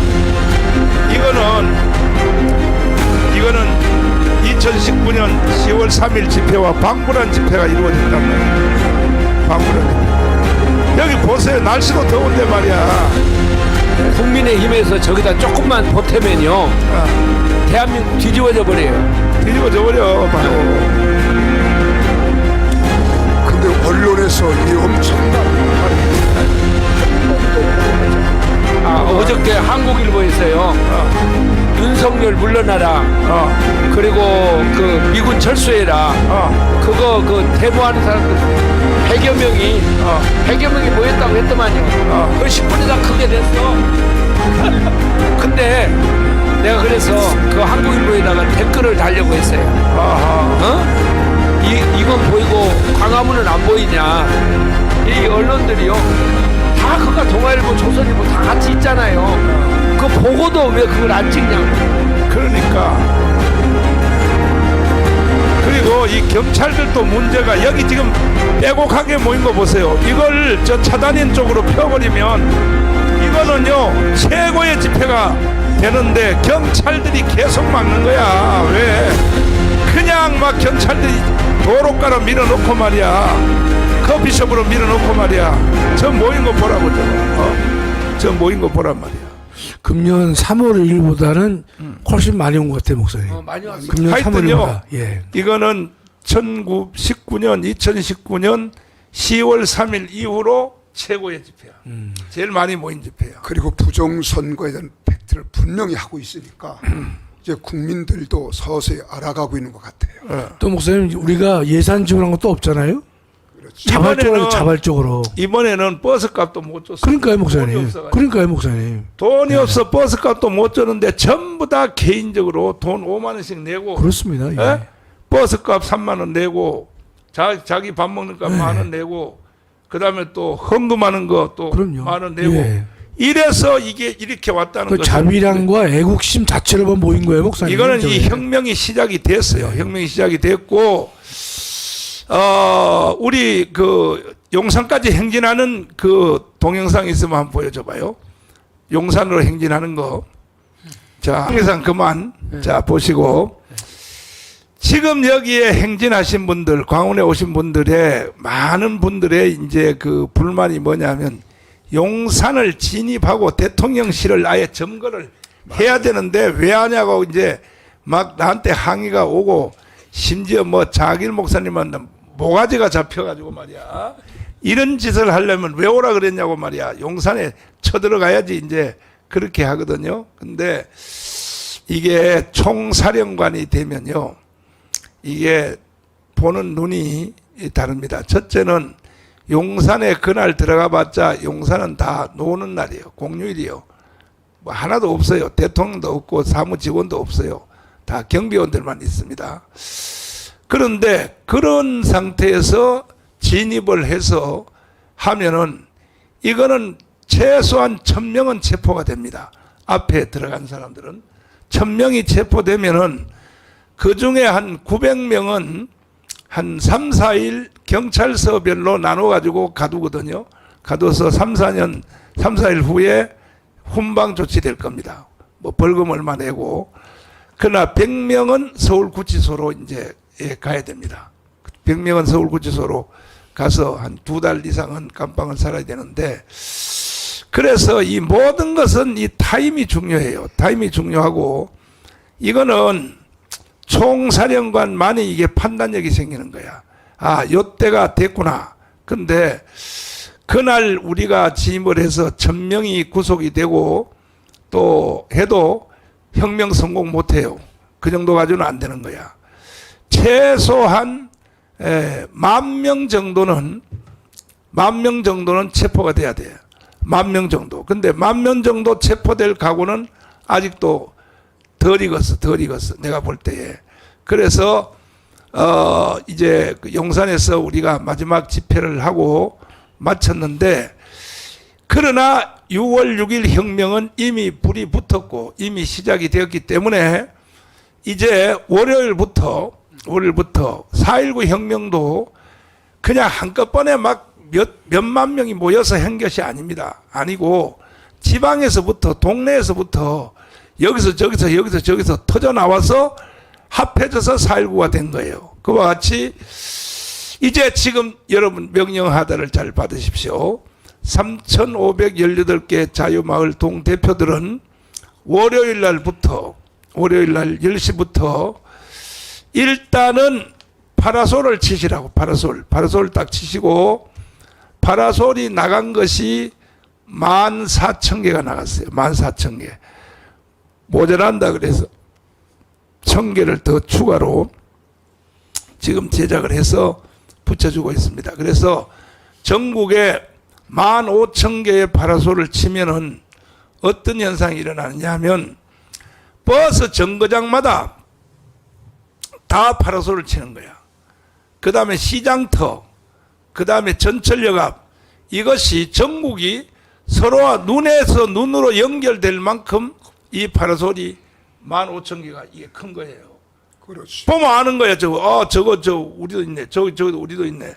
이런 것을 월요일 날 10시부터 이 파라솔 운동을 이제 할 것이고, 그 다음에 3,518명의 동대표들은 깃발 여러분이 다 받으셨죠? 깃발 못 받으셨으면 빨리 연락을 하시고, 깃발을 가지고 동네를 시간을 정해서 동네를 한 바퀴 도시라고. 자기 동이 있잖아요. 3,518개 동 대표니까 그걸 한 바퀴를 도시란 말이에요. 깃발을 앞세워서 뭐 3, 40명이라도 좋으니까 동네를 한 바퀴 돌면서 부정선거 규탄한다 소리를 외치면서 동네 한 바퀴를 돌고, 그리고 저 파라솔에서는 계속 서명을 받아야 됩니다. 파라솔 다시 한번 띄워줘 봐요. 저 봐요. 파라솔 위로 띄워봐요. 저기서는 계속 서명을 받아야 돼요. 서명을 받아서 부정선거 규탄 이 서명을 계속 받으시고, 이렇게 하여 다음 주 한 주일 동안은 전국의 3,518개 동대표들이 자기 동네를 한 바퀴 돌고 시위를 하면서 부정선거 물러가라 규탄한다 이렇게 동네별로 집회를 하는 겁니다. 이래서 이제는 4.19, 5.16 혁명이 시작이 된 것입니다. 이제 발동이 됐어요. 6월 6일 날부터 이제 발동이 됐으니까 요것을 꼭 실천해 주시길 바라고, 각오를 단단히 해야 됩니다. 여러분이 혁명을 할 때는요, 대충 그냥 농담 따먹기로 하면 안 됩니다. 물론 농담 따먹기 한 사람이 한 명도 없지만 그래도 각오가 박정희 같은 각오가 돼야 혁명을 하는 거예요. 혁명을. 그러니까 여러분들도 아예 살 생각하지 말고, 아예 우리 살 만큼 살았잖아요. 다 나이가 70 살았으면 다 살았지 뭘 더 살아. 더 살기는. 나도 이제 목숨을 내놓을 거니까 여러분들이 동대표 되신 여러분들이 목숨을 걸고 우리 후손들한테 대한민국을 북한한테 넘겨줄 수 있냐 이 말이야. 그거는 안 되잖아요. 그러니까 우리가 죽고자 하는 자는 성경에 뭐라 그랬어요? 산다 그랬잖아요. 지 혼자 살라고 하는 자면 반드시 죽어요. 그러니까 박정희 대통령이 5.16 군사혁명을 해서 한 명도 안 죽고 무혈혁명으로 성공한 것처럼 이번에도요, 절대로 경찰들이 총격을 못 쏴요. 절대로.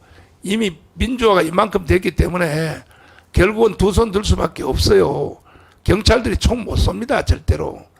총 못 쏘니까 뭐 죽을 그 염려는 없어요. 없으니까 여러분들과 제가 헌법이 보장하는 국민 이 저항권을 우리가 최대한도로 발동을 해서 헌법 전문을 다시 한번 띄워주세요. 여러분이 하는 일을 내가 이거 죄 짓는 거 아니야?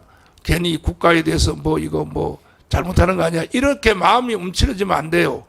당당하게 헌법 정신 김학성 교수 읽어주세요. 헌법. 예, 헌법 유구한 역사와 전통에 빛나는 우리 대한 국민은 여기까지가 주어거든요. 주어. 예, 우리 대한 국민은 3.1 운동으로 건립된 대한민국 임시정부의 법통과 이게 첫 번째죠. 두 번째는 불의에 항거한 4.19 민주 이념을 계승하고. 이거 잘라서 설명하면 3.1 운동이 그게 죄진 겁니까? 3.1 운동 한 게?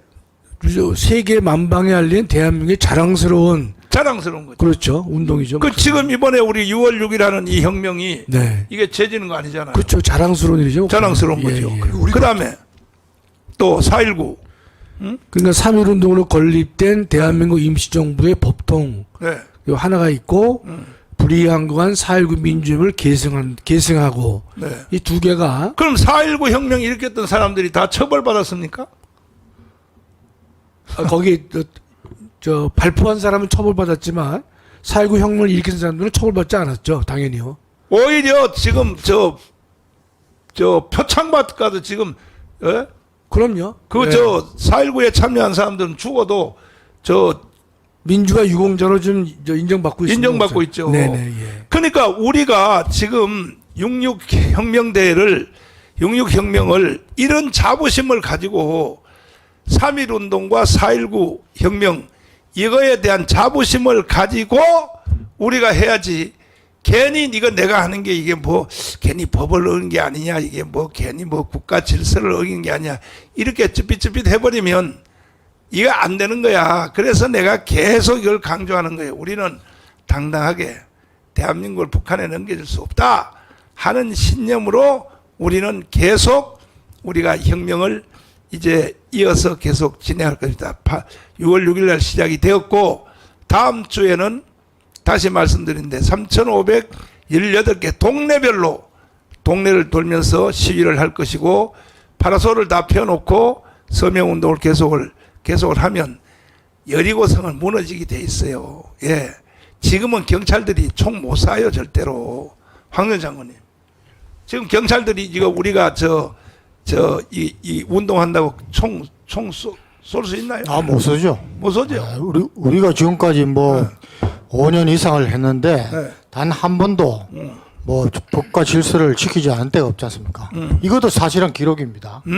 민노총은 그 통제하는 경찰들을 맞아요. 패고 뭐 폭행하다가 대나무 가지고 막 네. 찌르고. 그렇지 않습니까? 네. 광화문 집회는 목사님 가장 전형적인 평화적 집회입니다, 목사님. 그렇지. 그렇다면 네. 우리 국민들이 평화적 집회를 한다고 하는 데는 헌법상 무한한 보장이 허용되고 있는 것이에요, 목사님. 예, 그러니까 무슨 이제 민노총 같이 고서 뭐 화염병 터뜨리고 뭐하고 하는 집회가 아니거든요. 평화적 집회는 언제 어디서든지 보장돼야 되는 것이고, 더군다나 나라를 살리기 위한 것이기 때문에 당연히 헌법상 적법한 우리 집회 시위가 되겠습니다. 그러니까 이렇게 우리가 하는 것은 이건 합법이다 이 말이야. 네, 그렇습니다. 예. 이게 이제 3,518개 동네에서 동시에 일어나 버리면요, 이거는요 굴복 안 할 수가 없어요. 그런데 윤석열 대통령이 지금 드디어 움직이기 시작했어요. 왜냐하면은 장재현 박사가 이제 고발을 했잖아요. 딱 찍어서 이 전산 조작하는 놈들 이름을 대여하면서 7명. 예. 처음에는 이제 발표만 했는데 걔들이 반응이 없으니까 걔들이 명예훼손으로 고발을 해야 되거든. 그렇죠. 고발 못 하는 거야. 그러니까 거꾸로 장재현 박사와 10명의 교수들이 거꾸로 서울 대검에서 고발식을 했단 말이야. 고발장을 접수를 했더니 이게 대통령이 움직였다는 증거가 뭐냐 하면은 이게 이제 드디어 과천청사에 선관위가 있거든요. 그럼 행정구역으로 보면 이게 서울중앙지검이 아니고 안양지검입니다. 안양지검. 안양지청입니다. 안양지청. 예. 안양지청으로 배당을 시켰어요. 그런데 거기 지금 검사 이름이 누군가 지금 담당 검사가 딱 정해졌어요. 지금 이제 수사에 이제 시작이 들어갔습니다. 들어갔는데 이것도 눈치를 빨리 차려야 돼요. 그랬더니 우리 애국 시민들이 지금 꽃을 보냈어요. 지금 하나, 둘, 셋, 넷, 다섯 개 보냈는데 꽃이가 한 100개 정도 보내야 돼. 100개. 여러분도 좀 여유 있는 사람들은 빨리 저 안양지청으로 꽃을 빨리 보내가지고 담당 검사를 응원을 해야 돼. 담당 검사 응원해야 되고, 그리고 빨리 그 6명을 구속 수사하라는 거예요. 구속 수사. 7명. 7명을 그냥 이미 혐의가 100% 드러난 거니까 이걸 그냥 일반적으로 조사하면 안 되고 빨리 구속 수사하라. 이것이 왜 대통령이 움직이기 시작했다고 보냐면 법무부 장관은 대통령의 허락 없이는 절대 안 움직이거든. 그러니까 윤석열 대통령도 우리 강화문 집회하는 것을 이미 벌써 참고를 한 거야. 이거 혁명이 일어나겠구나. 이 상태로 뒀다가는 이거는 뭐 이 국가의 내란이 일어날지도 모르겠다 하니까 대통령이 바로 이제 움직이기 시작하고 안양지청에서 수사를 시작을 한단 말이에요. 하는데 여기서 우리는 가속도를 더 붙여야 돼 이제. 예? 만약에 우리가 여기서 좀 조용해져 버리면요, 또 수사를 한다고 해서 뭐 질질 끌고 뭐 또 6개월 끌고 1년 끌고 이러면 안 되거든. 바로 그냥 현장 체포부터 해야 되는 거야 다. 일단은 문재인, 그 다음에 조국이, 그 다음에 이재명이 현장 체포를 딱 하고 나머지 그 중앙선관위의 전산 조작팀도 바로 현장 체포해서 경찰서에 가둬놓고 구속영장을 치고 이렇게 수사를 하기 위해서는 우리가 지금 열기를 더 높여야 된다, 이런 뜻입니다. 그러니까 여기에 지금 참여하신 분들은 다 일사가오의 정신으로 우리는 나라를 살려내야 되니까 이렇게 해야 됩니다. 그런데 일단 추미애 지역, 그거 도표된 거 한번 다시 한번 보여주시면, 추미애 지역, 우리는 이거 보세요. 이거 보시라고, 이거.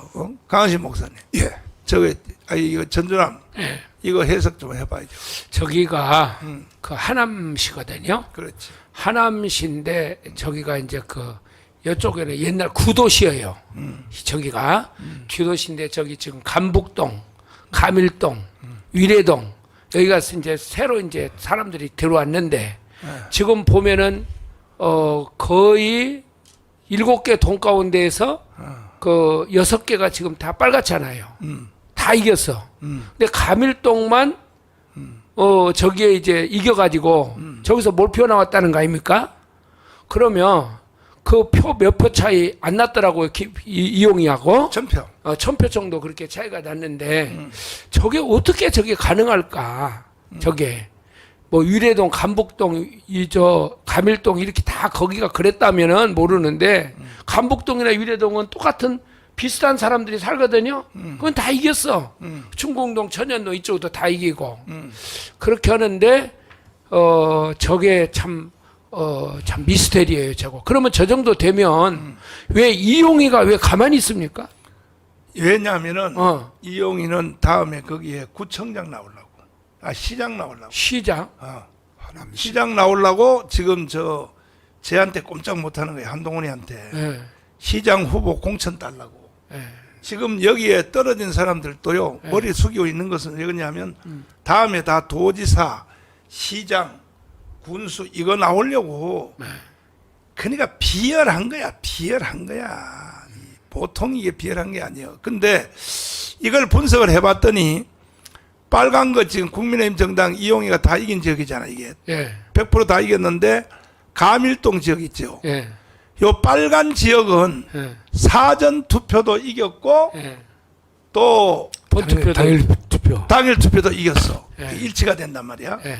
근데 이 감일동 하나만큼은 어떻게 됐냐면 거의 80%가 사전 투표에서 몰표가 나온 거야. 아니 감일동만 사전 투표에서 80%가 몰표가 때려가지고. 저건 이북에서 저기다 이주를 시켰다고 해도 불가능한 일이에요. 아니 저기는 간첩들만 모여서 사는가 봐. 저 동네는. 저 조작했다니 이게 네. 조작했어.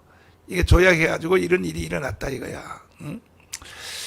그러니까 이걸 그래프로 보시면은, 그래프로 있는 거 한번 보여봐요. 사전 투표가 이기면 원래 2년 전에 지방자치 선거했잖아요. 네. 거기는 보면 본 투표가 이기면 사전 투표가 다 이긴다. 그래서 지금 보세요. 부울경, 경북, 대구 전부 다 시장들이 다 우파가 다 하고 있고, 심지어 충청북도 도지사 김영환 다 우리가 하고 있고, 세종시장까지도 우리가 하고 있어. 그렇죠. 그 다음에 대전시장도 우리가 하고 있고, 다 이게 정상이란 말이야. 이거 보세요. 이게 정상이란 말이야.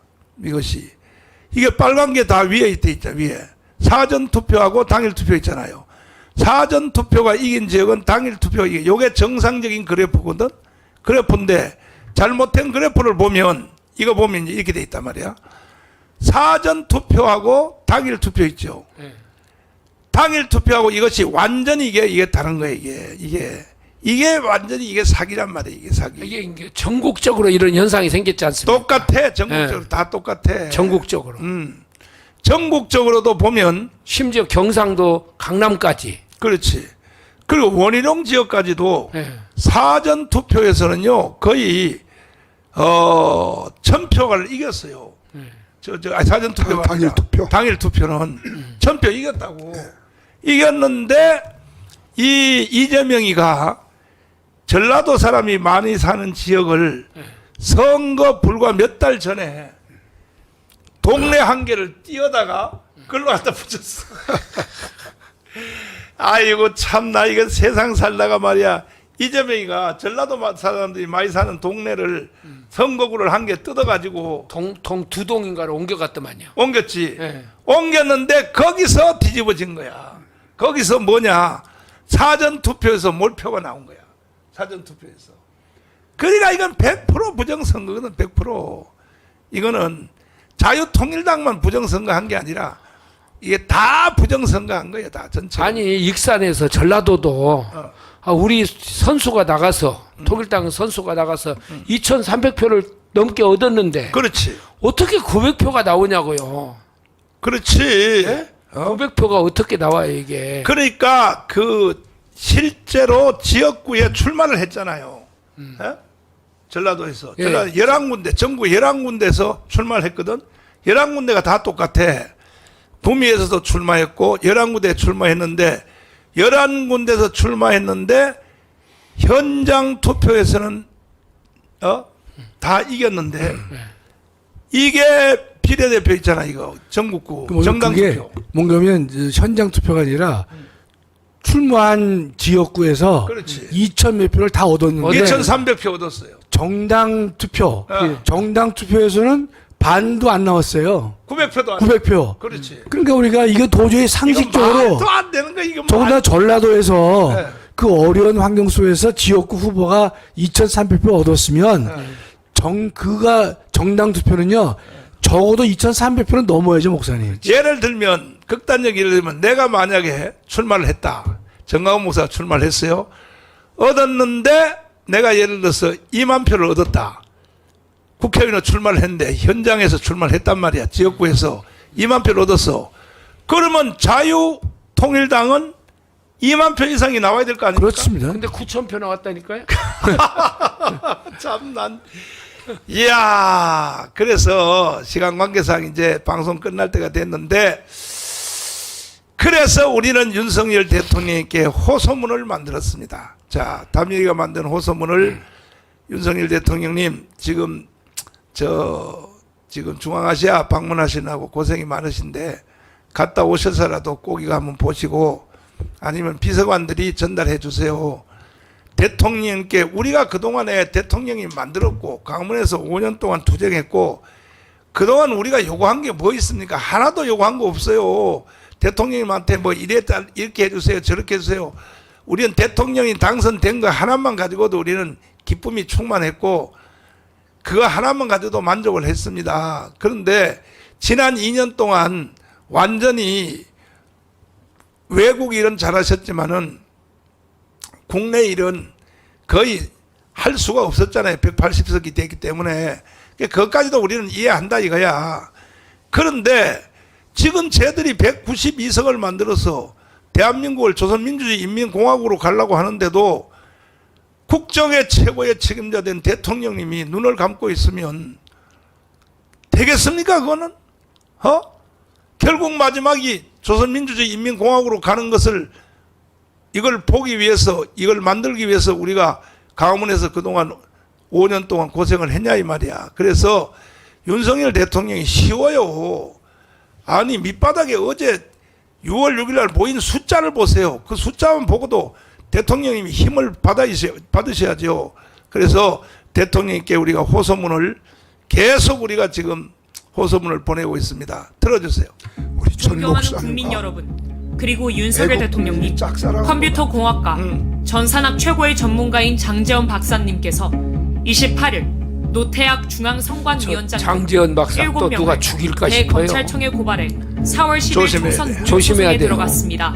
장재원 박사는 육사 출신으로 미 해군대학원 컴퓨터 과학 석사 학위를 받고 미 오레곤 주립대학 컴퓨터 과학 박사 학위를 획득하고 귀국 후 육군 기무사에서 정보장교를 일했던 한국 최고의 컴퓨터 전문가입니다.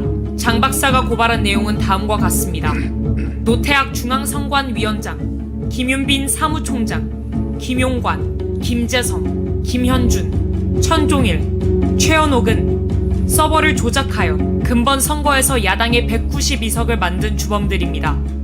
그동안 끊임없이 언론을 통해 선관위 직원들의 실명을 밝히고 직접 해명을 요구했으나 노태학 중앙선관위원장 등 7명은 끝까지 반응이 없었습니다. 그렇기 때문에 저희가 변호사를 통하여 고발하였습니다. 자유통일당이 피해를 본 이번 선거 조작 사건을 전수조사해본 결과 근본 총선은 완전 사기 선거로 드러났습니다.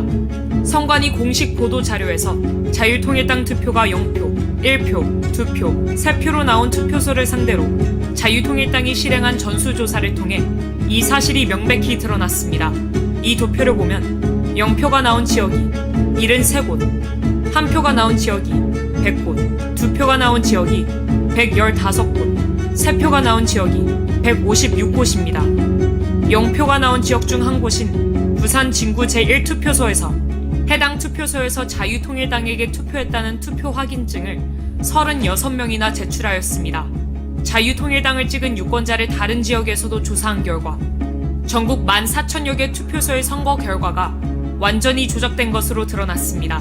그들은 선거 전부터 조작을 시도하였습니다. 자유통일당은 국회의원 1명을 보유한 원내 정당이기 때문에 8번이라는 순번을 지정받았습니다. 하지만 이 사진에서 보시는 것처럼 자유통일당 투표지 분류함만 보이지 않았습니다. 상식적으로 7번 개혁신당 다음에 8번 자유통일당이 위치해야 함에도 불구하고 8번을 건너뛰고 그 자리에 9번 조국혁신당 분류함을 놓았습니다. 이는 자유통일당을 기타와 무효표로 처리했다는 증거입니다. 그리고 증거인멸을 위하여 지하에서 투표용지를 파쇄한 현장을 포착하였습니다. 이 모든 증거를 통해 40총선은 조작된 선거임이 만천하에 드러났습니다. 이뿐만이 아닙니다. 우파 정당은 본투표에서 전라도를 제외한 대부분의 지역에서 이겼으나 사전투표에서 결과가 뒤집어졌습니다. 이는 지역구 선거에서도 많은 부정선거가 일어났다는 증거입니다. 사전투표 용지들이 관할 선거구로 이송되는 과정에서 조작이 일어나 당선 결과가 뒤바뀐 것입니다. 하남 선거 투표 결과가 대표적 사례입니다. 해당 선거 결과를 보면 감일동 한 개 지역을 제외한 모든 지역에서 이용 후보가 이겼음에도 불구하고 추미애가 당선됐습니다. 이것은 사전투표 조작으로 볼 수밖에 없습니다. 특히 충청도와 수도권에서 이런 사전투표 조작 사례들이 많았습니다. 훼손된 사전투표 봉인 스티커 또한 명백한 부정선거 증거입니다. 21세기 대한민국에서 어떻게 이런 일이 일어날 수 있나요? 2016년 오스트리아에서는 대선 개표 과정에서 사전에 뜯긴 우편 투표 봉인지가 겨우 5개 발견되었다는 이유로 3개월 후 전체 재선거를 실시하였습니다. 대통령님, 다음 동영상을 꼭 시청하여 주시고 3개월 안에 총선 재선거를 선포하여 주시기를 부탁드립니다. 다음 동영상은 인천 남동구 개표소에서 실제 일어난 일입니다. 여기 보시면 이게 지금 빠질랑 말랑 하거든요. 이게 요거를 빼가지고 그냥 밑에만 바꾸면 끝나는 거예요. 밑에만 바꾸면. 자, 지금도 지금 약간 빠져있죠? 빠져있죠? 투표를 종료하고 양쪽에 빗장을 하고 봉인을 합니다. 봉인지에는 투표관리관, 투표참관인 여러 명이 사인한 봉인지를 붙입니다. 원래는 빈 봉인지를 먼저 붙이고 난 후 사인을 합니다. 그런데 봉인지가 검은 것도 이상합니다. 사인을 사진을 찍어 놓아 개표할 때 그새 함이 열린 날을 사진과 대조하려는데 검은색이면 사인 글씨가 잘 보이겠습니까? 어떻게 이런 발상을 하는지 얼마나 유치합니까? 도대체 이런 수작이 믿어지지 않죠? 그러나 실제 일어나는 일입니다. 선관위의 꼼수입니다. 그리고 며칠 후 당일 투표날까지 안전한 장소에 보관합니다. 부정선거범이 뚜껑을 열고 가짜 투표지를 넣으려면 봉인지가 훼손이 되어야 하나 다음에 나오는 동영상을 보면 봉인지가 훼손 안 되고 귀신같이 가짜표를 넣을 수 있습니다. 화면에 보시다시피 봉인지를 훼손 안 하고 양쪽 옆에서 빗장을 빼고 뚜껑만 들어 올릴 수 있습니다.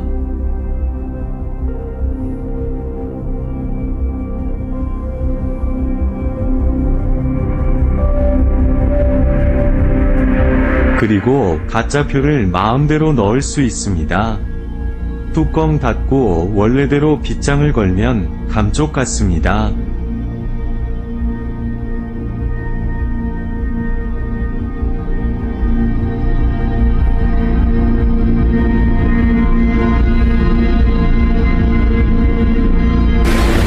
자, 왜 이걸 제가 의심하게 됐냐 하면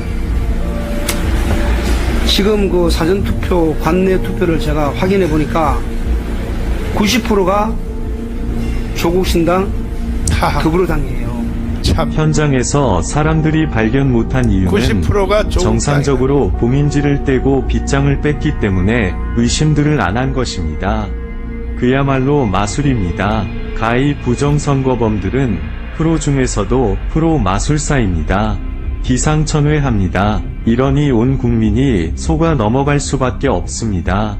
이런 부정선거를 기획한 머리만 좋은 한 놈에게 5천만 국민의 민주주의가 통째로 말살이 되니 가히 세계 역사에 남을 일입니다. 그러나 이게 뭐 어렵습니까? 세계적인 발명품인 김치와 한글과 활자인 쇠술, 세계 최초 직지심경을 만든 IT 최선진국인 대한민국 국민을 우습게 보고 발각이 안 되리라 생각한 것이 헛똑똑이입니다. 이제 온 국민은 이 동영상을 보셨으면 1960년 3.15 부정선거 후 4.19 혁명이 일어났듯이 총궐기해야 합니다. 시청해주셔서 감사합니다. 우리는 이 불의에 대응하기 위해 부산, 대구, 대전, 광주, 전주, 강원 지역을 순회하면서 부정선거 규탄 대회를 진행하였습니다. 그리고 마침내 6월 6일 광화문에서 부정선거 세력과 맞짱뜨려 합니다. 이 집회는 4.19, 5.16 혁명을 이어가는 세 번째 혁명이 될 것입니다. 이미 광화문에는 목숨을 던질 준비가 된 1000명의 순국 결사대가 조직되었습니다. 저는 50년간 목회를 한 목사의 양심으로 이러한 시대적 사기를 진행한 이재명, 조국, 문재인을 결코 용서할 수 없습니다. 문재인이 저를 처리하기 위하여 3번 감옥에 가두었고 현재까지도 좌파단체를 통해 고소 고발하며 저를 제거하려 합니다. 하지만 저는 절대로 굴복할 수 없습니다. 반드시 광화문이 대한민국을 바로 세울 것입니다. 정광훈 목사 드림. 자, 제일 마지막에 그 인천의 동영상 그것을 그 사진을 한번 딱 멈춰줘 보세요. 요걸 가지고 한번 얘기를 해보겠습니다. 김학성 교수님. 예. 지금 저 모습을 보면요. 저걸 위로 올려봐요. 그걸 보면. 지금 저게 이제 어떻게 되냐면 사전투표라고 있죠. 예. 그 일주일 전에 먼저 투표. 그렇습니다. 예. 투표를 하면은 투표가 다 끝나잖아요. 예. 끝나면 그걸 이제 마다리 포대에 담아가지고 우체국으로 보내지 않습니까? 예. 우체국으로 보내면 우체국에서 각 선거 개표 지역으로 해당 그 기관을 보내죠. 기관을 보내죠. 예, 예. 보내는데 그게 이제 보내가지고 이 사전 투표함 이게 함이거든요. 이게 그렇습니다. 함. 예. 여기다 담아가지고 2, 3일을 기다리지 않습니까? 예, 예. 그런데 이 사전 투표함이 이게 도대체 저거 이해가 됩니까 저거? 그 우리 법에 보면 열쇠로 봉인하도록 돼 있어요. 저렇게 하지 말고 열쇠로 잠그라고 돼 있거든요. 열쇠로. 법에는. 근데 저런 식으로 해가지고 잠그고 있단 말이죠. 저도 저 법 위반이 아닌가. 자물쇠로 봉인하도록 되어 있는데 저걸 자물쇠로 볼 수 있겠는가 그런 생각이 들거든요. 전 뭐 자물쇠라는 것은 열 수가 없는 형태가 자물쇠인데 저거는 근데 열 수가 있잖아요. 쉽게. 그렇지. 그래서 저게 지금 우리 공직선거법에 나와 있는 자물쇠로 봉인하라는 것과 충돌하지 않나, 모순되지 않나 생각을 제가 하게 됩니다. 저게. 아니 강신 목사님, 네. 지금 저거 있잖아요. 네. 저걸 지금 스티커 붙여놓은 거 있잖아요. 네. 저 스티커와 관계없이 그냥 들어버리니까 그냥 들려버리잖아요. 다. 사실은 저거 스티커를 저렇게 만들 것이 아니라 아예 얇은 종이로 불칠을 해가지고 확 발라서 그렇죠. 이걸 개봉을 하면은 그게 찢어져야 되는 거든.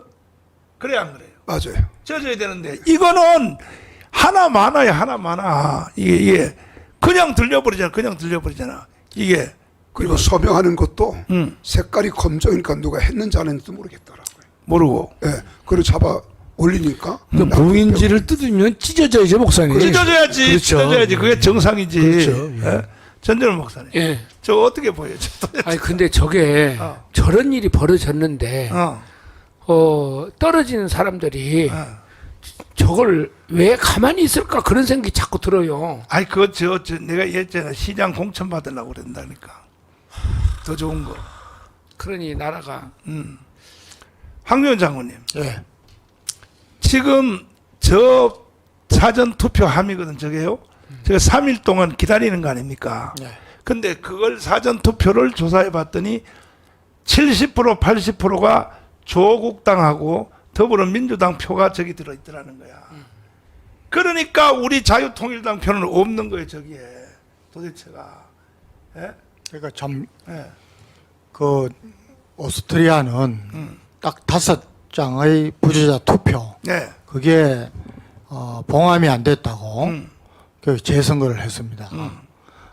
그래서 뭐 전체 세계로부터 칭송을 받았는데 위로 올려. 우리는 지금 이런 여러 가지 뭐 건수로 따지면은 뭐 몇십 개부터 몇백 개가 되는데 예? 여기에 대한 또 선관위의 뭐 해명조차가 지금 국민들이 거의 모르고 있지 않습니까? 그러고 저도 뭐 이 사전 투표함 자체가 예. 저는 여기까지 옛날에 제가 봤을 때는 아주 두꺼운 나무 네. 나무 상자고 예. 경칩이 있어가지고 예. 큰 예. 자물쇠를 해가지고 예. 그렇게 했는데 예. 이렇게 된 것 자체를 저는 처음 보는 거고 참 여기에 대해서 왜 선관위가 사실은 그 선관위 뭐 헌법상 독립기구인지 법률상 독립기구인지 모르겠는데 그래도 독립기구라도 뭐 기밀투성인 국방부도 국회에 그걸 감사를 받지 않습니까? 국정감사를 받는데 그렇죠. 저런 것들이 왜 다 비켜 있었고 예. 그리고 어떻게 제일 준비를 해가지고 자기들끼리 하는 게 아니라 예. 대통령 선거 또는 뭐 네. 총선 또는 지자체 선거하면은 최소한 몇 개월 전부터 우리는 이렇게 한다. 국민 여러분은 안심하시라. 해가지고 발표도 하고 그걸 현장에 가서 그 시민 단체라든가 뭐 가서 이렇게 보고 이런 그걸 왜 한 번도 안 하는지 저는 참 이해가 안 됩니다. 저것은 신문에 저렇게 나면요 특종을 때리는 거 아니에요? 그렇지. 예? 이런 일이 있었다. 세상이 뒤집어져야 옛날 같으면 그렇지. 이건 특종이다. 예. 뒤집어져야 돼. 근데 그래서 이거 해결책은 뭐냐? 사전 투표 제도를 없애야 돼. 없어요. 없어야 돼요. 그게 왜냐하면 사전 투표 끝나면 그게 우체국으로 가고 우체국에 가서 행랑을 통하여 또 전국에 있는 전체 개표소로 다 이동되는 과정에서 이거는 뭐 조작이 일어날 수밖에 그러니까 없죠. 손 탈 수가 있어요. 손이 탈 수 있잖아요, 목사님. 손이 탈 그 수 과정에서 예. 그러나 대만처럼 당일 투표를 딱 한 뒤에 선거 시간 딱 되면 샷다 딱 내려버리고 그 자리에서 바로 개봉 딱 해버리면 그렇지. 소리 못 하잖아요. 그렇습니다. 이 사전 투표를 유럽에서 잘 안 해요, 목사님. 그 오스트리아 같은 경우도 사전 투표한 게 아니라 근데 부재자 투표에 불과한 거예요, 이게요, 실제로. 그러니까 대만의 투표가 발을정자로 이렇게 써나가는 거 대만 투표 이 제도가 전 세계에서 극찬을 했잖아요. 극찬을 받았습니다. 그렇습니다. 그것도 예. 뭐 바로 지난 1월이거든요. 1월. 예. 그러면은 예. 우리 가수 하나 가지고 보름 이상을 야단을 지기면서 그러면 우리 신문에서 벌써 예? 방송에서 야 저것 봐라. 대만 하는 거 저 위로 올려봐. 대만이 하는 거. 저렇게 이건 누구 표다 하고 옆에 놓고 거기에 예. 완전히 진짜 어떻게 보면 발을정자 써나가잖아 저기 또. 수개표거든요. 예, 수개표. 그다음에 저 대만뿐만이 아니지 않습니까? 제가 알기로는 독일도 저 전산으로 하지 않고 네. 수개표로 다 한다고 들었습니다. 저 영상을 또 다 찍잖아요 저기 보세요 저 지금 개표하는 게 영상을. 예? 저래 가지고 말이야 한자로 한 개 하면 긋고 두 개 하면 밑으로 긋고 옆으로 긋고 저렇게 하는 것을 전 세계가 극찬을 했단 말이야. 대만처럼 하는 길밖에 없다. 그러면 대만이 IT 산업이 없어서 저렇게 하겠습니까? 거기 대만이 우리를 초월했습니다 벌써. 우리를 추월했지. 우리보다 IT가 추월한 대만인데도 왜 저렇게 저 보세요. 발령자 쓰는 거 보세요. 저렇게.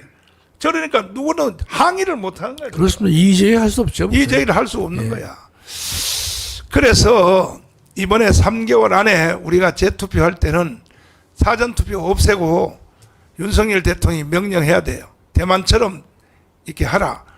대통령께서 그런 권한이 있나요? 없나요? 어떻게 대통령이 헌법적으로.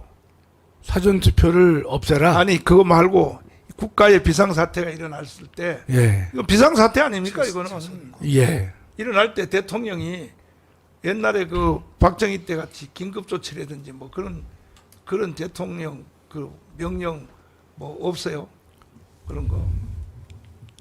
이거 관련돼서는 네. 목사님 어떤 권한이 없어 보이는데요. 없어요? 예.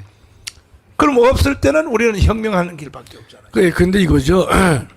지금 우리가 66 혁명에 의해서 많은 국민들이 예컨대 이 부정선거 문제를 올바르게 규명해달라라고 네. 우리가 목숨 건 투쟁을 계속 했을 때에는 네. 그럴 때는 예컨대 대통령이 그걸 기초로 해가지고 다른 어떤 특단의 조치를 할 수 있는 가능성은 있겠죠, 목사님. 그렇구나. 네.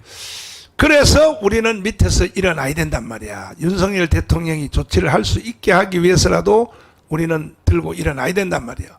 일어나야 되는데 이제 그래서 이제 혁명은 이미 시작이 되었고 월요일부터 3,518개 동대표들이 깃발을 들고 이제 전국의 3,516개 동네별로 민중 시위를 우리가 일으킬 것이고 12일 날 이거 완전히 덮으려고 좌파 애들이 총출동한대요. 광화문으로 12일 날.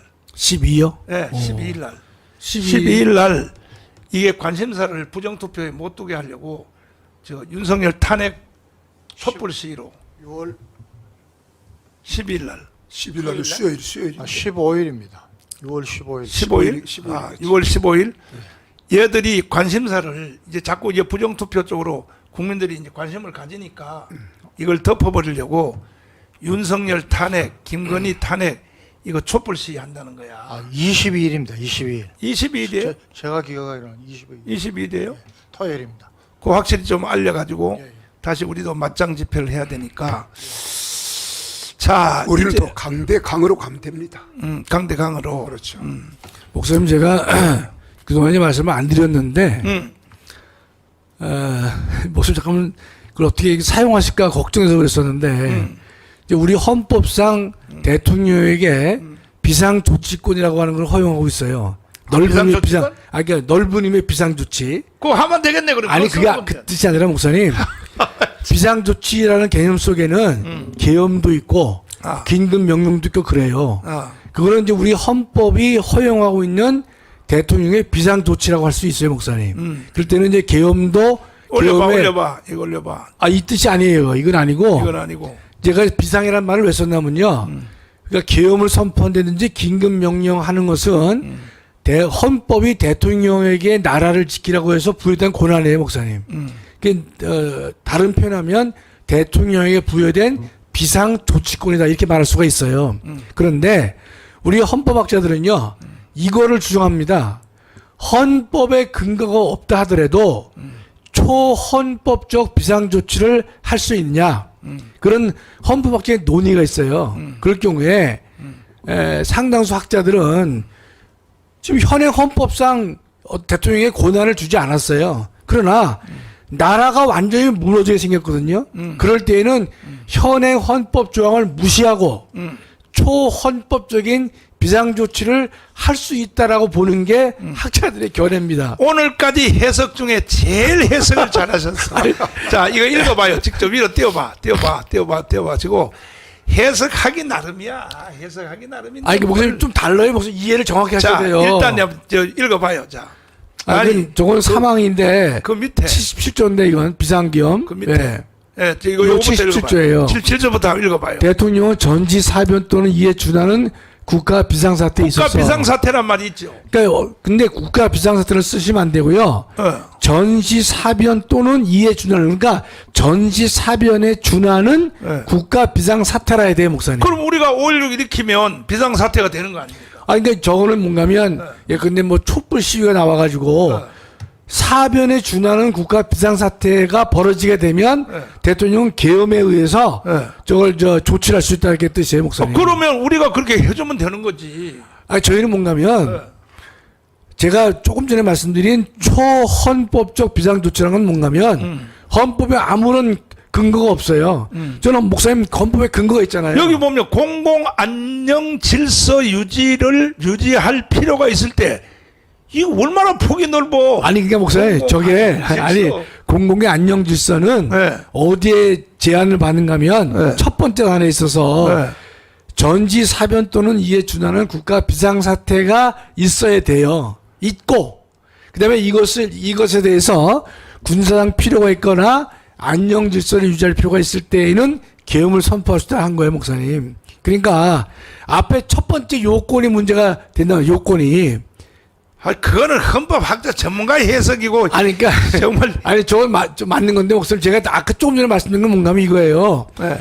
저 77조가 중요치 않다는 거예요, 목사님. 자, 목사님 그다음에 보세요. 77조 생각하지 마시고 2번 다시 한번 2번. 자, 2항이요? 2항. 이 형은 뭐 그냥 계엄은 비상계엄과 경비계엄을 한다. 경비 계엄으로 한다. 그다음에 3번. 자, 3번 보시면 비상계엄 선포된 때에는 법률 정한 바에 의하여 영장, 언론, 출판, 집회, 결사의 자유, 정부나 법원의 권한에 대해 특별한 조치를 할 수 있다. 이거요. 조정동 폐가 날 수 있네. 이거 완전히 아니 언론도 통제할 수 있다고 써 그러니까 있잖아, 대통령이. 언론, 출판, 집회, 결사의 자유를 이제 조치를 할 수 있다는 뜻이거든요. 근데 그거는 조중동 폐간까지 갈 수는 없죠, 목사님. 저 조항 가지고. 아니 여기 써놨는데 이거. 아니 언론, 출판, 집회, 결사에 특별한 조치할 수 있다는 건 뭔가면 네. 대한민국 국민에게 집회하지 마라, 어. 네? 시위하지 마라, 어. 라는 조치를 할 수 있다는 뜻이에요, 목사님. 좋네. 비상계엄 선포되면요. 네. 예, 근데 모든 대한민국에 집회 금지할 수 있어요. 자, 4번.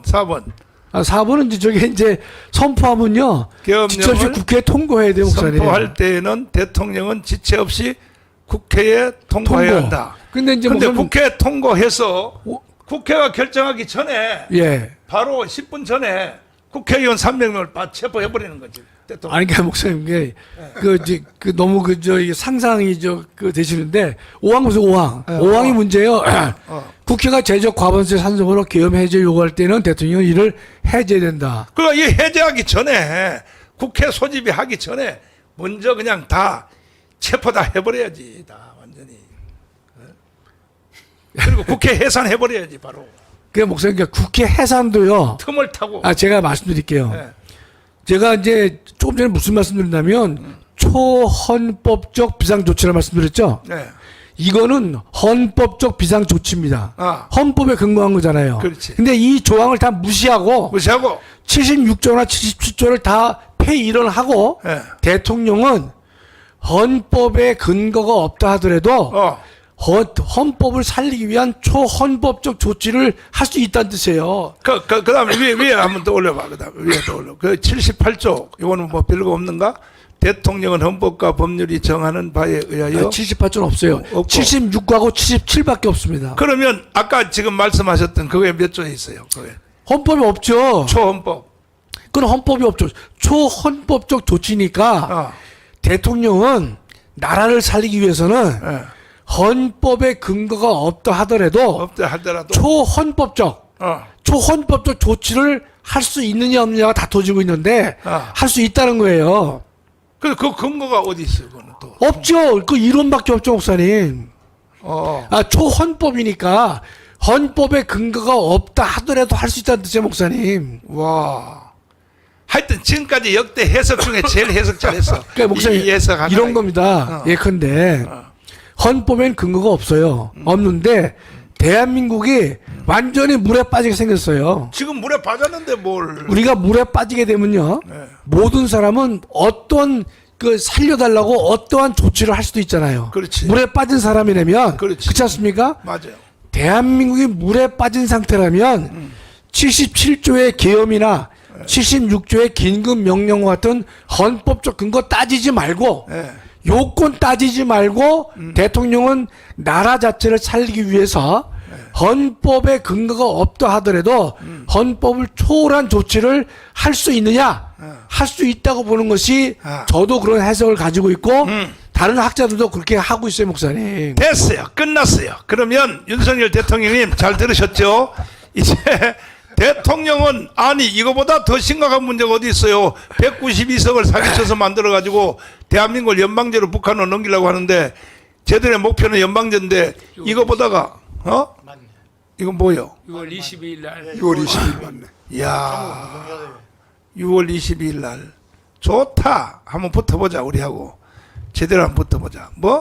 우리는 10배 더 나올 테니까 나와서 니들이 저녁에 하면 우리도 저녁에 하고 우리는 너희들 새벽에 하면 우리도 새벽에 하고 왜 192석을 통하여 대한민국을 해체하고 북한의 연방제로 간다는데 뭔 뭐 헌법이고 필요 없는 거야. 지금 존재 자체가 말이야 안 되는 거야. 안 돼. 정들이 깨구리처럼 이미 벌써 적응이 됐다고.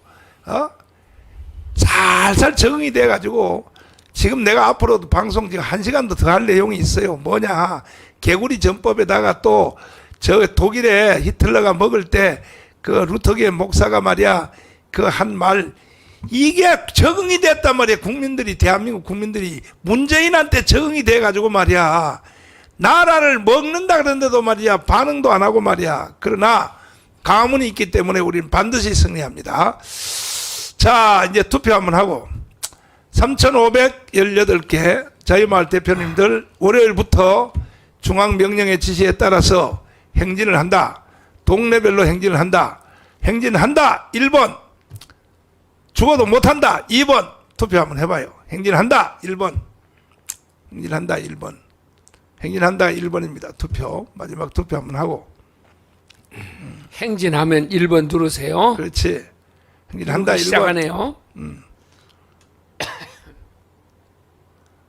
오늘은 1번이 제일 왜 빨리 안 뜨지? 다르게 떠야 되는데 그렇지. 행진한다. 그렇지. 다 1번 다 떠요. 다 떴어. 이러면 혁명이 이제 끝나는 거야. 이제 혁명 끝나는 거야. 3,518개 동네별로 혁명이 일어나는데 누가 감당해? 대통령도 감당 못해. 이거는 국민 저항권이야. 이거는 합법적인 것이야. 이것은 끝난 거요. 끝난 거야. 자, 신납니다. 신나요. 자, 여러분 반드시 우리는 이길 수 있습니다. 자, 이제 이승만의 구호를 외치고 마치도록 하겠습니다. 누가 선창할래요? 이승만께서 하세요. 자, 구하겠습니다. 뭉치자! 뭉치자! 싸우자! 싸우자! 이기자! 이기자! 반드시 이깁니다. 감사합니다. 감사합니다.